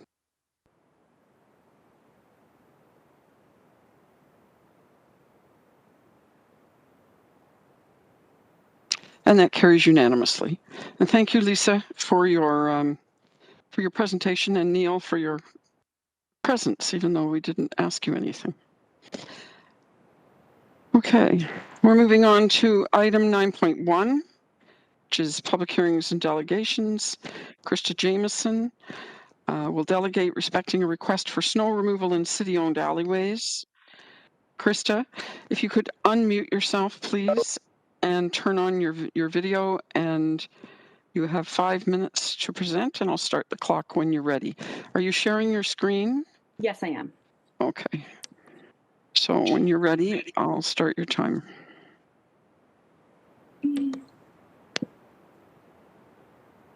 All right, I am now ready. Perfect. Great. Thank you very much, Madam Chair and members of the Public Works Committee. My name is Krista Jameson. I'm a Hamilton resident and recent homeowner in Lansdale, Hamilton in the Lower City. And I'm here today to talk to you about snow removals in city-owned alleyways. So as you'll all probably remember, we got a very massive multi-day snowstorm in the middle of February. And the snow accumulation, as you can see from my photos here from when I was out shoveling in my alleyway, the snow accumulation was actually taller than the bumper of my car. There is an arrow here that points to where we tried to drive over the snow and basically just drove into the snow and had to back up. What's pictured here is what I call the long way out of our alleyway. It's approximately 375 feet long. The shorter way is only 175 feet long. So this is what we were dealing with during this snowstorm, of having a car that was basically snowed in to our back parking space and alleyway. So I checked the Alleys of Hamilton database. And this here is my city block. Our back alleyway is in fact owned by the city of Hamilton. And you can see that I live in a row house and there's no access to the entire back of my property outside of this back alleyway. And our front area is too small for a driveway. So that is our only parking. And that is our only access to, our basement, the entire half of our house. Our basement access is outside through our backyard because we have a cellar because our house is very old. So during this snowstorm, I contacted the Transportation Operations and Maintenance Department to ask if there was snow plowing in back alleys. I'm fairly new to Hamilton, first-time homebuyer, didn't know. It was our first winter in the house. We're told that the city does not remove snow from alleyways. And a couple of weeks later, there was a call by Hamilton councillors not to park on the streets during snowstorms. So just to review these three things, the city owns the alleyways, the city does not plow the alleyways, and the city asks residents not to park on streets during snowstorms. So what were we to do was how this came about. So after 3 days of our car being trapped by the snow, my partner needed the car to get to work. Given that it's a pandemic, we're not currently taking transit. So we needed to be able to get our car out of it. You can see from this picture here that there are tire tracks on it. Our neighbors own an SUV and we're able to drive above the snow. My car, despite being perfectly serviceable, living in Hamilton or living in Edmonton, Alberta for 4 years, I've driven through the Rocky Mountains in this car in the winter, but I could not get down my downtown urban alleyway in Hamilton. Can tell you I was not expecting that. So after finding out the city doesn't plow the alleyways, the only thing that we could think to do was to shovel it out by hand. So 4 hours later, and this was on the short side, so only 175 feet, we finally got the alleyway cleared enough to be able to drive through it. I also strained my elbow doing this because, 4 hours of solid snow shoveling after multiple days of doing sidewalk clearings and things like that. So what my proposal is to the Public Works Committee is that when city-owned alleyways are impassable due to snow, such as, for example, when accumulation is greater than 8 inches and it is above the bumper of a standard height car, that the city plow the alleyways they own during their tertiary snow clearing. I believe that this is an accessibility issue for people who, like me, don't have access to the back of their cars or whose transportation is only located at the back of their houses, people with mobility issues whose only way of getting around the city is through cars that are now trapped in alleyways. I believe it's a health and safety issue. As it's on city-owned property, me spending 4 hours shoveling and straining my arm, that's, to me, that seems like a health and safety issue. I have legal concern here with a question mark. I'm genuinely not sure whether it's a legal concern or not, that if somebody were to injure themselves significantly doing this on city property, if that would give them grounds to sue the city, for example, because the city isn't maintaining their land. Additionally, doing this keeps cars off street parking, which as I already cited, that headline is something that Hamilton City Council would like people to do. And also with it being accumulation based for snow, it would be a very infrequent requirement. It literally only happened once this past winter, and I think the winter before, when we lived in an apartment building a few blocks away, the snow accumulation was also only that high once. So that is the end of my presentation. Perfect timing. 10 seconds to go. Okay. I do have Councillor Nan who would like to ask questions. Councillor Nan.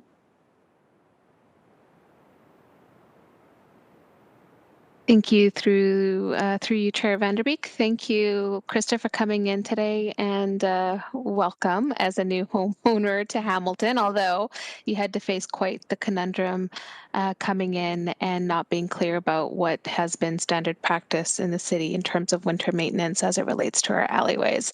I'm always encouraged when new residents come forward and take on your role in the local democracy, so congrats for coming to delegate.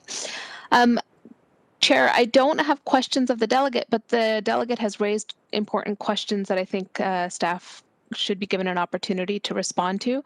How do you want to manage that? Do you want me to come back later to ask questions of staff related to the delegation, or can I do so at this time? I think probably it needs to be done now. Clerk? Okay. Yes, we don't have a report on it, so we'll need to do it through the delegation. Thank you.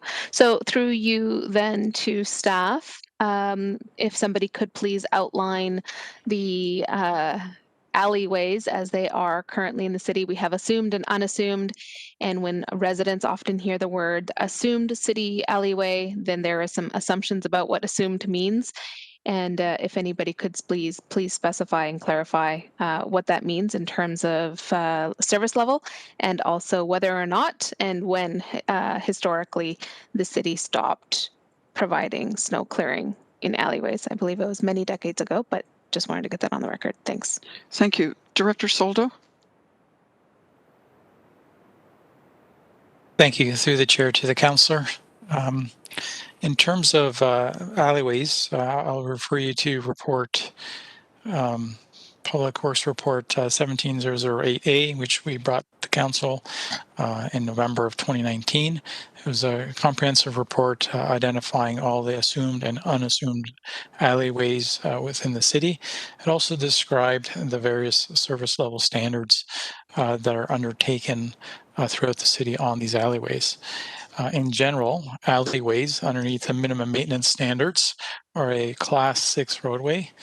That is a provincial regulation, and that does not identify any winter control requirements for this type of roadway given the low traffic volumes and the speeds. So the city does not maintain any of these alleyways into winter. There's a number of reasons as well. A lot of those right-of-ways, as you saw in those photos that were presented, they are quite constrained. They have a lot of impedances there.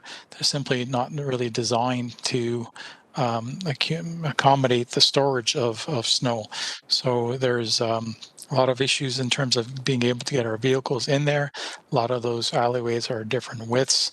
It would not be snow plowing that we would be doing if we were asked. It would actually be snow removal because there's literally no space to actually put that snow in those very narrow alleyways that are there, and we would have to find pieces of equipment that actually could fit to go in there. So the level of service that the council currently has for alleyways is that we do not undertake any winter control.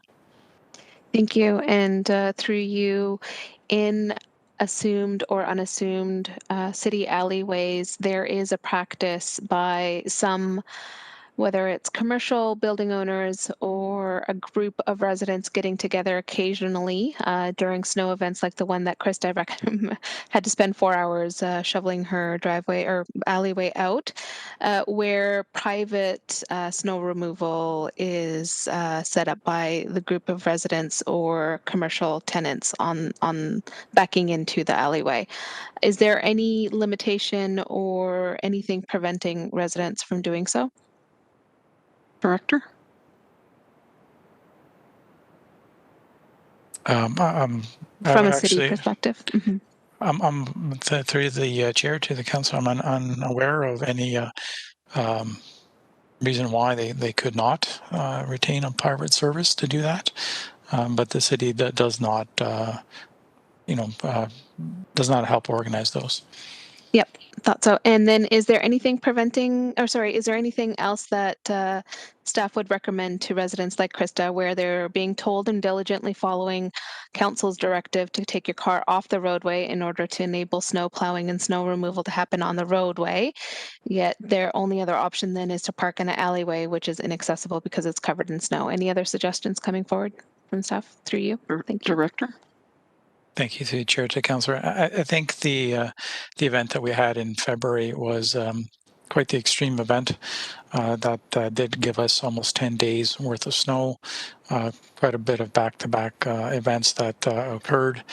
What I would say is that through experience, many residents will understand that when we have that sort of snowfall coming forward, that they may have difficulty getting out in the course of that event, and they would look to park somewhere differently, and not an area where they could potentially get stuck.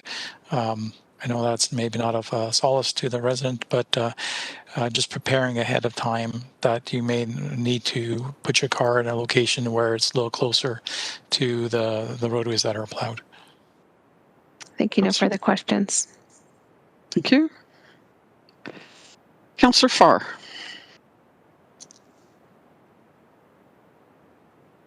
Yeah, Madam Chair, just two quick ones, just based on the delegate to Ed. So I don't recall did we move a motion that says you got to take your car? We just suggested you take your car off the street if there's a major snow event, didn't we? For my own clarity. Director? Through the chair to councillor, that's correct. We haven't enacted the no parking since 2013, I believe. So it's more of a suggestion. And I don't know if it's you, Ed, or legal, but through you, it was alluded to by the delegate that the point was made. Good point. City owns the space. City doesn't maintain the space with respect to snow removal. Is that something that was vetted back when we decided to not clear laneways of snow that we own? There's three different kinds of laneways: assumed, unassumed, city owned. So we okay legally as it was. It's worth getting the answer since the delegate brought it up. Through the chair to councillor, underneath minimum maintenance standards, they are a Class 6 roadway. There's no legal requirement to maintain them from a winter control perspective underneath the provincial regulation. Okay, and I'm sorry if I missed an answer to that earlier. Thank you very much, and thanks to the delegate. Thanks, Madam Chair. Thank you, and that is the end of my speakers list. So thank you, Krista. I need a motion to receive the presentation for the delegation. Moved by Councillor Nan, seconded by Councillor Pearson. The electronic vote is on the screen. And we're receiving item 9.1.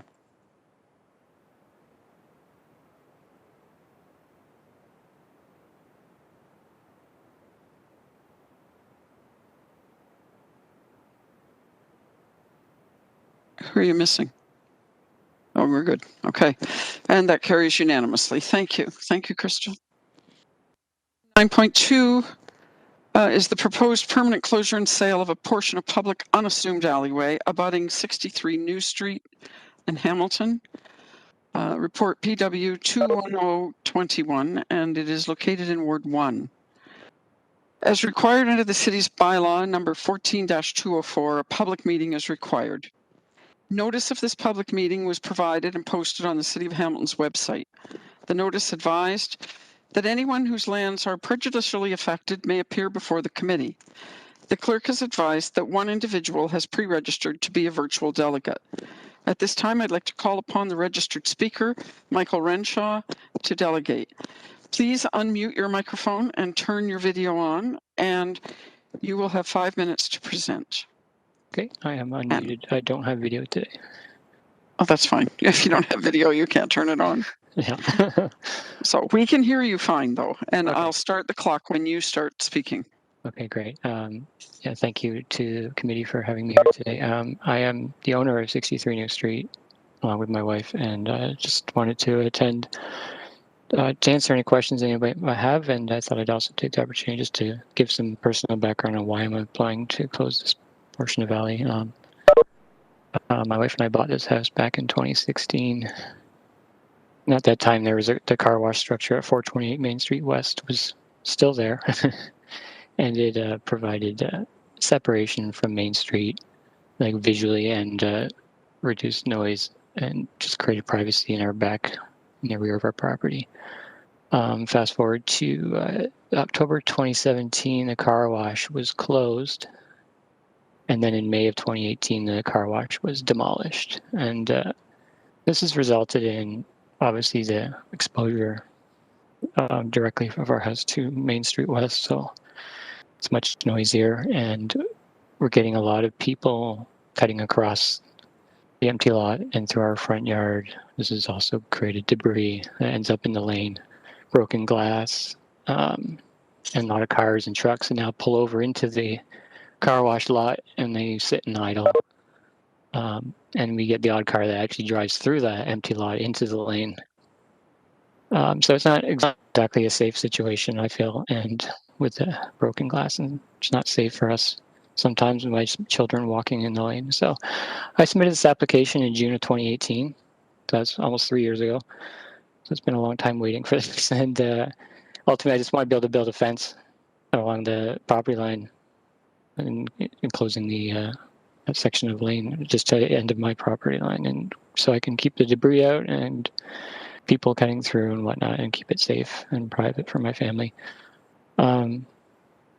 Yeah, that's it for the background. In terms of, I noticed that there was objection back in 2018 from the owners of 428.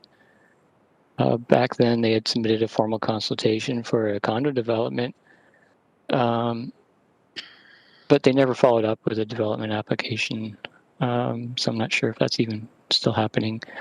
I spoke with planning after that consultation. They actually informed me that something to note of the alley was that the transportation department didn't actually support their use on their plans of using the alleyway due to safety concerns, sightline issues, and it not being wide enough for like waste trucks and whatnot. So that's my opinion on that and my background. So that's all I have to say. Thank you, sir. Any questions for Michael? I see no questions. Thank you.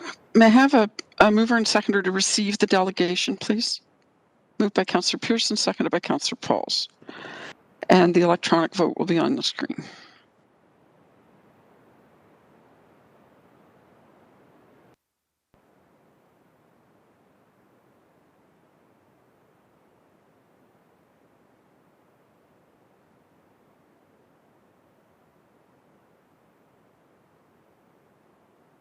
And that carries unanimously. Thank you. Thank you, Michael. If you could mute yourself, we will move on.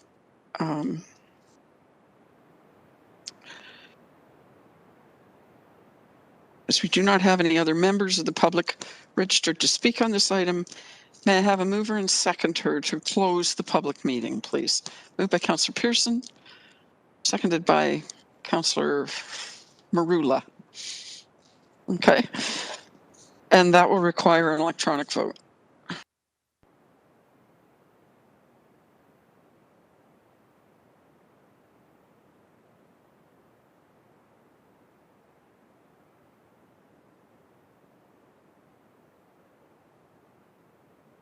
And that carries unanimously. Thank you.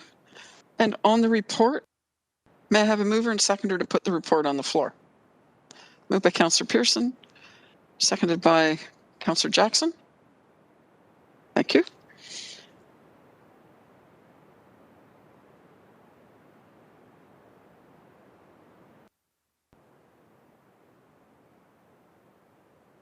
Now, I didn't ask, are there any questions or discussion from the committee on this?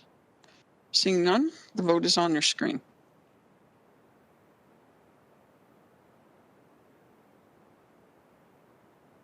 And that carries unanimously. Thank you. Moving on to item 10. It's a discussion item. The Valley Inn Bridge Municipal Class Environmental Assessment, PW 21022, and this is from Ward 1. May I please have a mover and seconder to put the report on the floor? Moved by Councillor Pearson, seconded by Councillor Danko. Any discussion respecting item 10.1? We'll need an electronic vote. Please indicate your vote when it comes on the screen.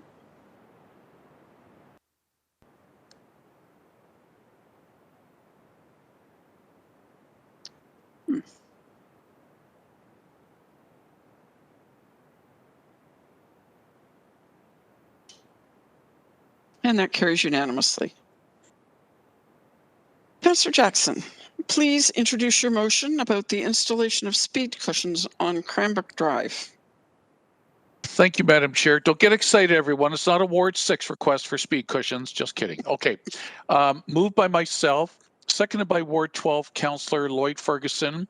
On behalf of the Ward 14 office, Madam Chair, installation of speed cushions on Cranbrook Drive.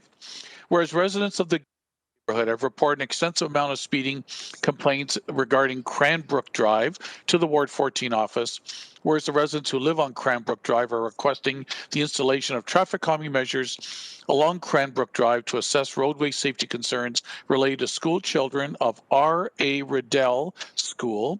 Therefore be resolved, A, the staff be authorized directed to install 2 speed cushions on Cranbrook Drive between Greendale and Gemini Drives at a cost not to exceed $14,400, be funded from the Ward 14 Capital Reinvestment Discretionary Account. And B, Madam Chair, that the Mayor, City Clerk be authorized and directed to execute any required agreements, ancillary documents with such terms and conditions in a form satisfactory to acting Solicitor Kine. Doing this on behalf of the Ward 14 office and the leave of absence that Councillor Whitehead is on. Madam Chair, seconded by Councillor Ferguson. Thank you. Thank you, Councillor Jackson. Any discussion respecting this? I see none. Be an electronic vote. And it's on the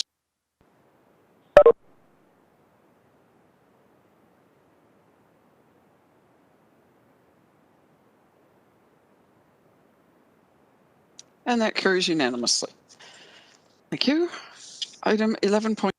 Is Award 1 contribution to the Trees Please program of Environment Hamilton and the Hamilton Naturalist Club. Councillor Danko, please introduce your motion. And do you have a seconder, sir? Thank you, Madam Chair. Yes, seconder is Councillor Nan. So this is on behalf of Ward 1 Councillor Maureen Wilson.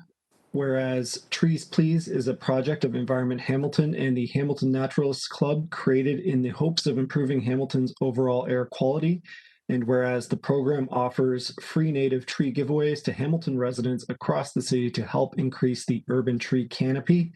Therefore, be it resolved, A, that $4,300 be allocated from the Ward 1 Capital Reinvestment Discretionary Account towards the Trees Please program of Environment Hamilton and the Hamilton Naturalist Club, and B, that the mayor and city clerk be authorized and directed to execute any required agreements and ancillary documents with such items and conditions in a form satisfactory to the city solicitor. And just very briefly, this is Councillor Wilson's initiative, and if she is still in the meeting, I'll let her speak to the motion. I don't see her. Okay, well, I think the motion then is pretty self-explanatory. Oh, there she is. Oh, there she is. Councillor Wilson. Sorry, forgive me. I'm not hooked up. I wasn't anticipating. Just for the information of council, because of the restrictions from COVID, just for your information, those native tree species will be delivered to persons' doorsteps. So we will be acting within the strict conditions set out. Thank you. Thank you. Thank you to Councillor Danko and Councillor Nam. Right, thank you. I see no further discussion. I don't see any speakers, so the vote is on the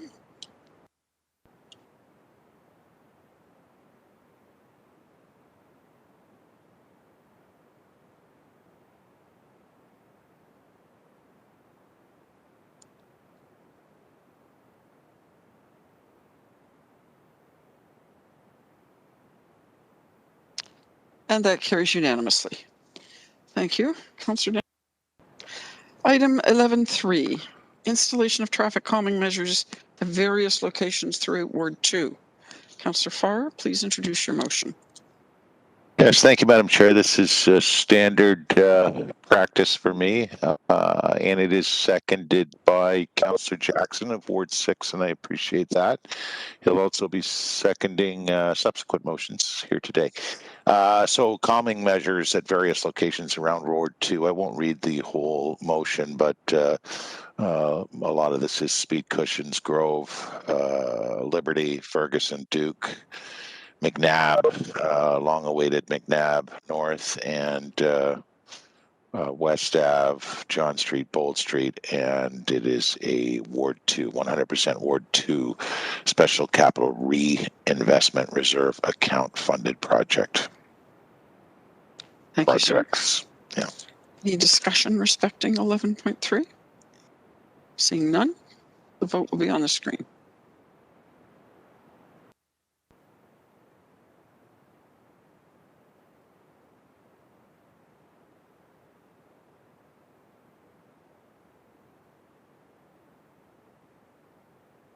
And that carries unanimously. Where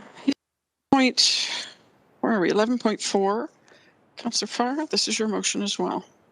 Seconded by Councillor Jackson, pretty much emulates what we heard in 11.2 and in past motions inspired. I think the first was Ward 5 Chad Collins. So I also would like to participate, and I know many residents would also like to participate in the private tree giveaway.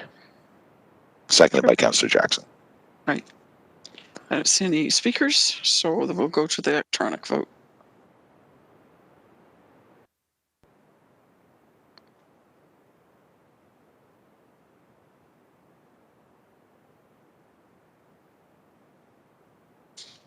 And that carries unanimously.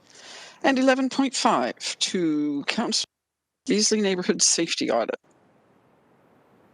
Yes, thank you. And thank you to David Ferguson. This will also be seconded by Councillor Jackson. This is also 100% funded through the Ward 2 Area Rating Reserve.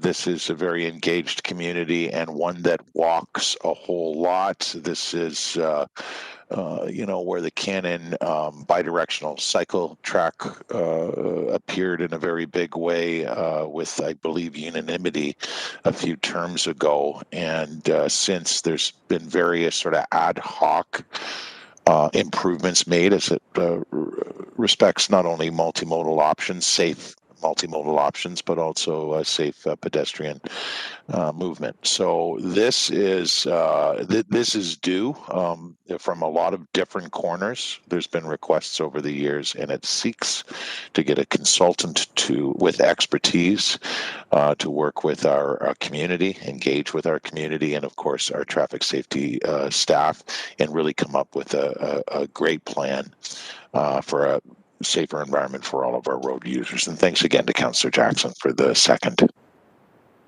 Great, and I see no speakers, so we'll go right to the vote.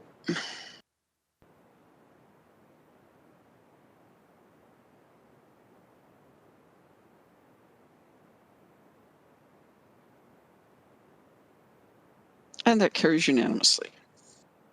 And item 11.6 is new stop controls at the intersection of Oxford Drive and Ashford Drive in Ward 6. Councillor Jackson, please introduce your motion. And do you have a seconder? Madam Chair, I was very fortunate to get at least one seconder who offered over the weekend, Ward 7 Councillor Esther Pauls. She was the only one who offered to be a seconder. So moved by myself, seconded by Ward 7 Councillor Esther Pauls.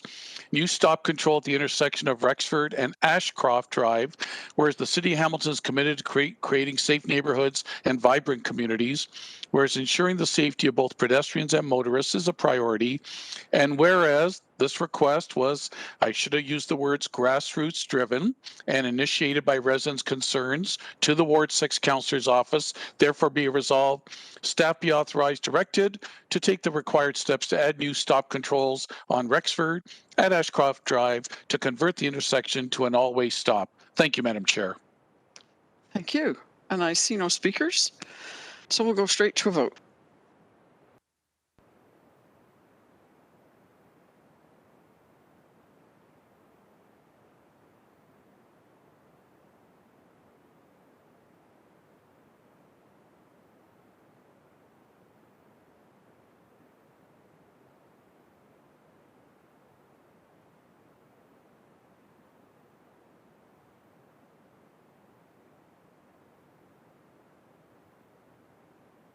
There we are. Carried unanimously. Thank you. And we're on notices of motion. So item 12.1 is Councillor Farr, a notice of motion about sideway widening. And I seek to waive the rules, and that's seconded by Councillor Jackson. Okay. On waiving the rules, moved by Councillor Farr, seconded by Councillor Jackson.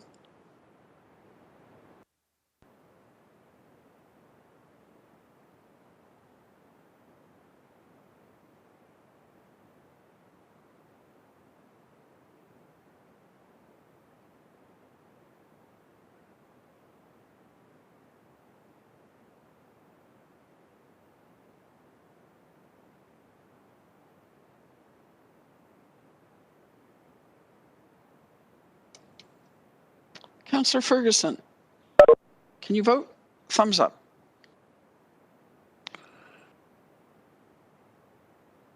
And that carries unanimously. So, on your motion.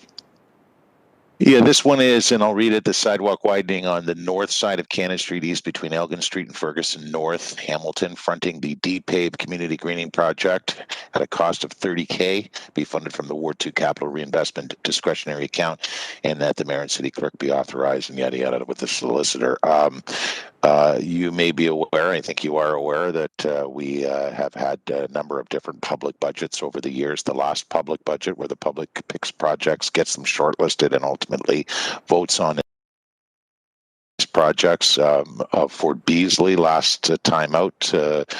This greening project out front the Good Shepherd Venture Center, which essentially has it's a former car lot and former paint shop. When you go way back, a asphalt parking lot. It's a sea of asphalt, as a matter of fact. And it's right across the road from one of the gateways at Beasley Park. So we've been working on making this a reality. It has been a challenge over 2.5 years or so with the various issues that we have with locates and underground infrastructure, but this project is just about ready to go. We're hoping with our partner Green Venture, working with the Beasley Neighborhood Association and those folks who came up with this concept, to add this enhancement to the budget. There have been a few of those in Beasley and other neighborhoods with respect to area rating enhancements tacked on to this public budget exercise over the years, and I think this one is well deserving of it. The D-Pave community run through did I say Environment Hamilton? Well, Environment Hamilton is part of it, but as well as the group in Ward 5. They have a great plan here. They're actually de-paving, but asking for, and I thought this was kind of fun, paving, as opposed to leaving this unattractive asphalt strip. We're widening the sidewalk, and there's actually a good reason to do that. There's a few, if you include aesthetics, but also for accessibility, for folks to get up close and personal over the years with what's going to be a very aesthetically pleasing greening of this stretch between Elgin and Ferguson. And I can't thank our partners at Green Venture, Environment Hamilton, the Neighborhood Association, and those who participated in public budgeting to make this a reality. And I hope that I can get some support for a little bit of extra capital to really make it perfect. Thank you. And thanks to Councillor Jackson again for the second on this. Thank you. And I don't have any speakers on that, so we'll go right to the vote.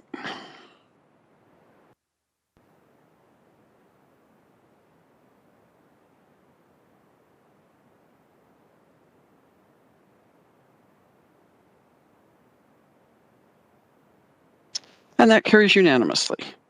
Moving on to general and other business. Item 13.1 is amendments to the outstanding business list. May I have a mover and a seconder to approve the amendments to that outstanding business list? Moved by Councillor Pearson, seconded by Councillor Pauls. Any discussion on any of those items? I see none. We'll have an electronic vote.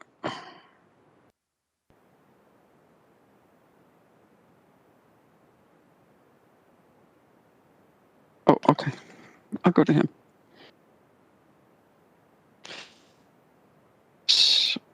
So we're voting on the outstanding business list.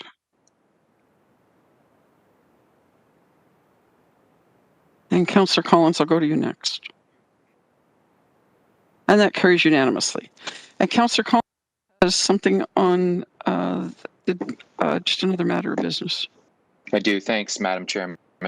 I need to raise an issue today that's becoming an increasingly bigger problem in Confederation Park today than it was just last year, and it's the problem with the return of beavers to the park. We had a presentation today on emerald ash borer and the impact on the community in terms of tree loss, and Confederation Park lost, I think, upwards of almost 300 trees, ash trees in the park, and that have been removed. And our staff are in the process, working with Conservation Authority, to replant those trees. And just in the last 2 to 3 years, a family of beavers has moved in adjacent to the QEW, and they're traveling underneath there's little waterways that run beneath the QEW that connect the ponds to the other side of the QE, and they're coming into the park, and we've lost now close to 100 trees in the park. And so concurrent with our dedication to our urban forest strategy and the biodiversity plan that we talked about before, it's just becoming an increasingly bigger problem in the park. And so we've seen damage to some of our infrastructure. I know one of the trees landed on our washroom facility near the pavilion, and it's becoming an increasingly bigger issue for staff, Conservation Authority staff, to deal with. And so there's no easy answer here, as many recall. The Conservation Authority was trapping beavers around 50 Point a couple of years ago, and that didn't work out, with some other animals getting caught in those traps. And so I think what I'm raising here today is I'm looking for some assistance. I'm in the process of using my beach reserve to plant additional trees in the park, and of course I referenced the EAB plantings, but has moved in adjacent to the QEW, and they're traveling. Try it again, Chad. Thank you. It looked like Jason Farr had his mic on for some reason. So I'm just looking for some assistance in terms of the number of trees that we're losing in the park. We're into the hundreds now, and there's no easy answer here in terms of dealing with the beavers. And so I've received a lot of positive comments from residents in the park who welcome their return to the park. We haven't seen them in this area for quite some time. And so that's the positive. The downside is that there's definitely an impact on the trees in the park, and certainly the health and safety of people who are using the trail system as well. So I wanted to raise that today and ask that staff report back, maybe have some conversations with Conservation Authority staff and report back to committee on what kind of options are available in terms of dealing with the issue. I mean, I'd love to see them in the park on a permanent basis, but if there's some kind of a strategy in terms of replanting specific species in certain areas, I'm all ears in terms of what options might be available. So I raise it today as an issue. I'm getting more and more calls and emails from the public on this just over the last couple of weeks. They're living up to their name as busy little beavers, and so I do need some assistance from staff on it. Okay, and who could help with that? Craig? Director Murdoch, maybe? Yes, Madam Chair, that would definitely fall within the purview of parks. So we will take this as direction, and we will work with the HCA and also loop back with Councillor Collins's office and come up with a strategy and report back. Great. Thanks for your offer of assistance, Craig. Appreciate that. Okay. Now, I've got to turn my page here, my roadmap.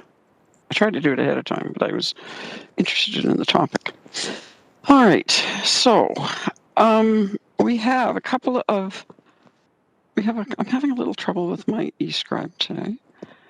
We have a couple of in-camera items. One in-camera item. And it looks like we are required to go in camera for that. Okay, so I will need a mover and seconder to move into closed session Moved by Councillor Ferguson, seconded by Councillor Nan. Respecting item 14.1 pursuant to section 9.1 subsections E, F, and K of the city's procedural bylaw 21-021 and section 239-2 subsections E, F, and K of the Ontario Municipal Act 2001 as amended. As the subject matters pertain to litigation or potential litigation, including matters before administrative tribunals affecting the municipality or local board, the receiving of advice that is subject to solicitor-client privilege, including communications necessary for that purpose, a position plan, procedure, criteria, or instruction to be applied to any negotiations carried on or to be carried on by or on behalf of the municipality or the local board. Will require an electronic vote. Please indicate your vote.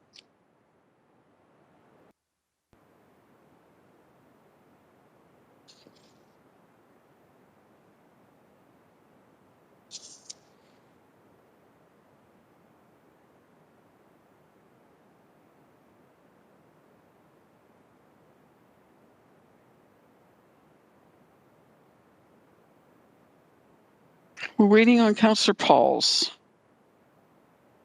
I don't see her.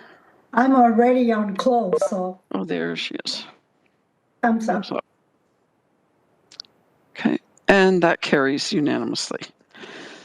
So, members of the public, that during the closed session portion of the meeting, the live stream will broadcast a closed session is in progress screen. The broadcast will resume when the closed session is complete. Committee will wait up to 5 minutes upon reconvening an open session before proceeding with the meeting to provide members of the public and the media time to return. Before we move into closed session, I would ask all members of the public or staff that are not directly related to item 14.1 to please exit the WebEx meeting now. Thank you. And a reminder to all members of the committee to please ensure you move into the closed session portion of eScribe.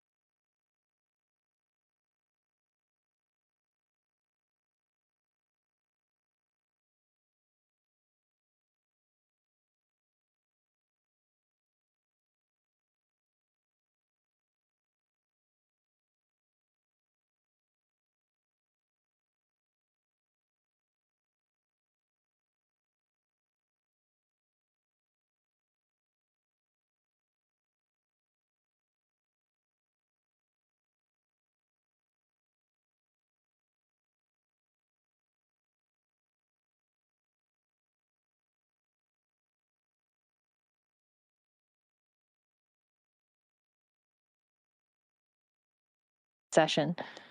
Thank you.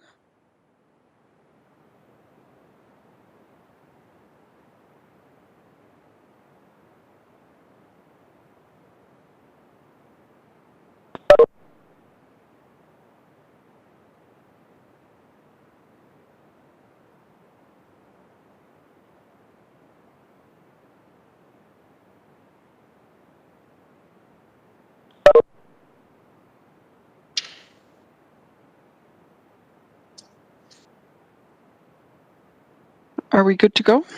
Okay, so we're back into open session.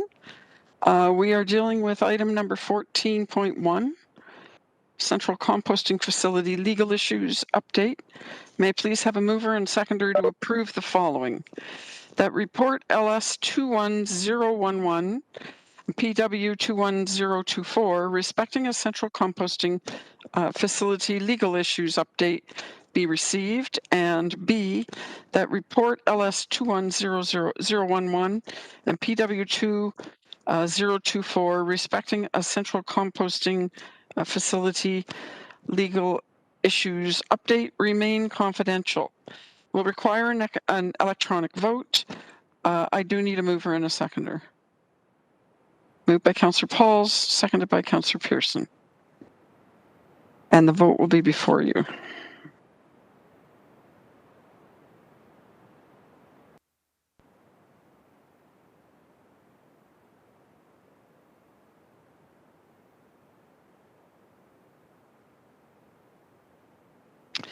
And that carries unanimously.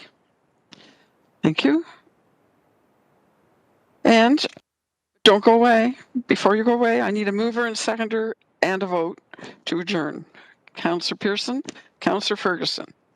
And the electronic vote will be before you in a sec.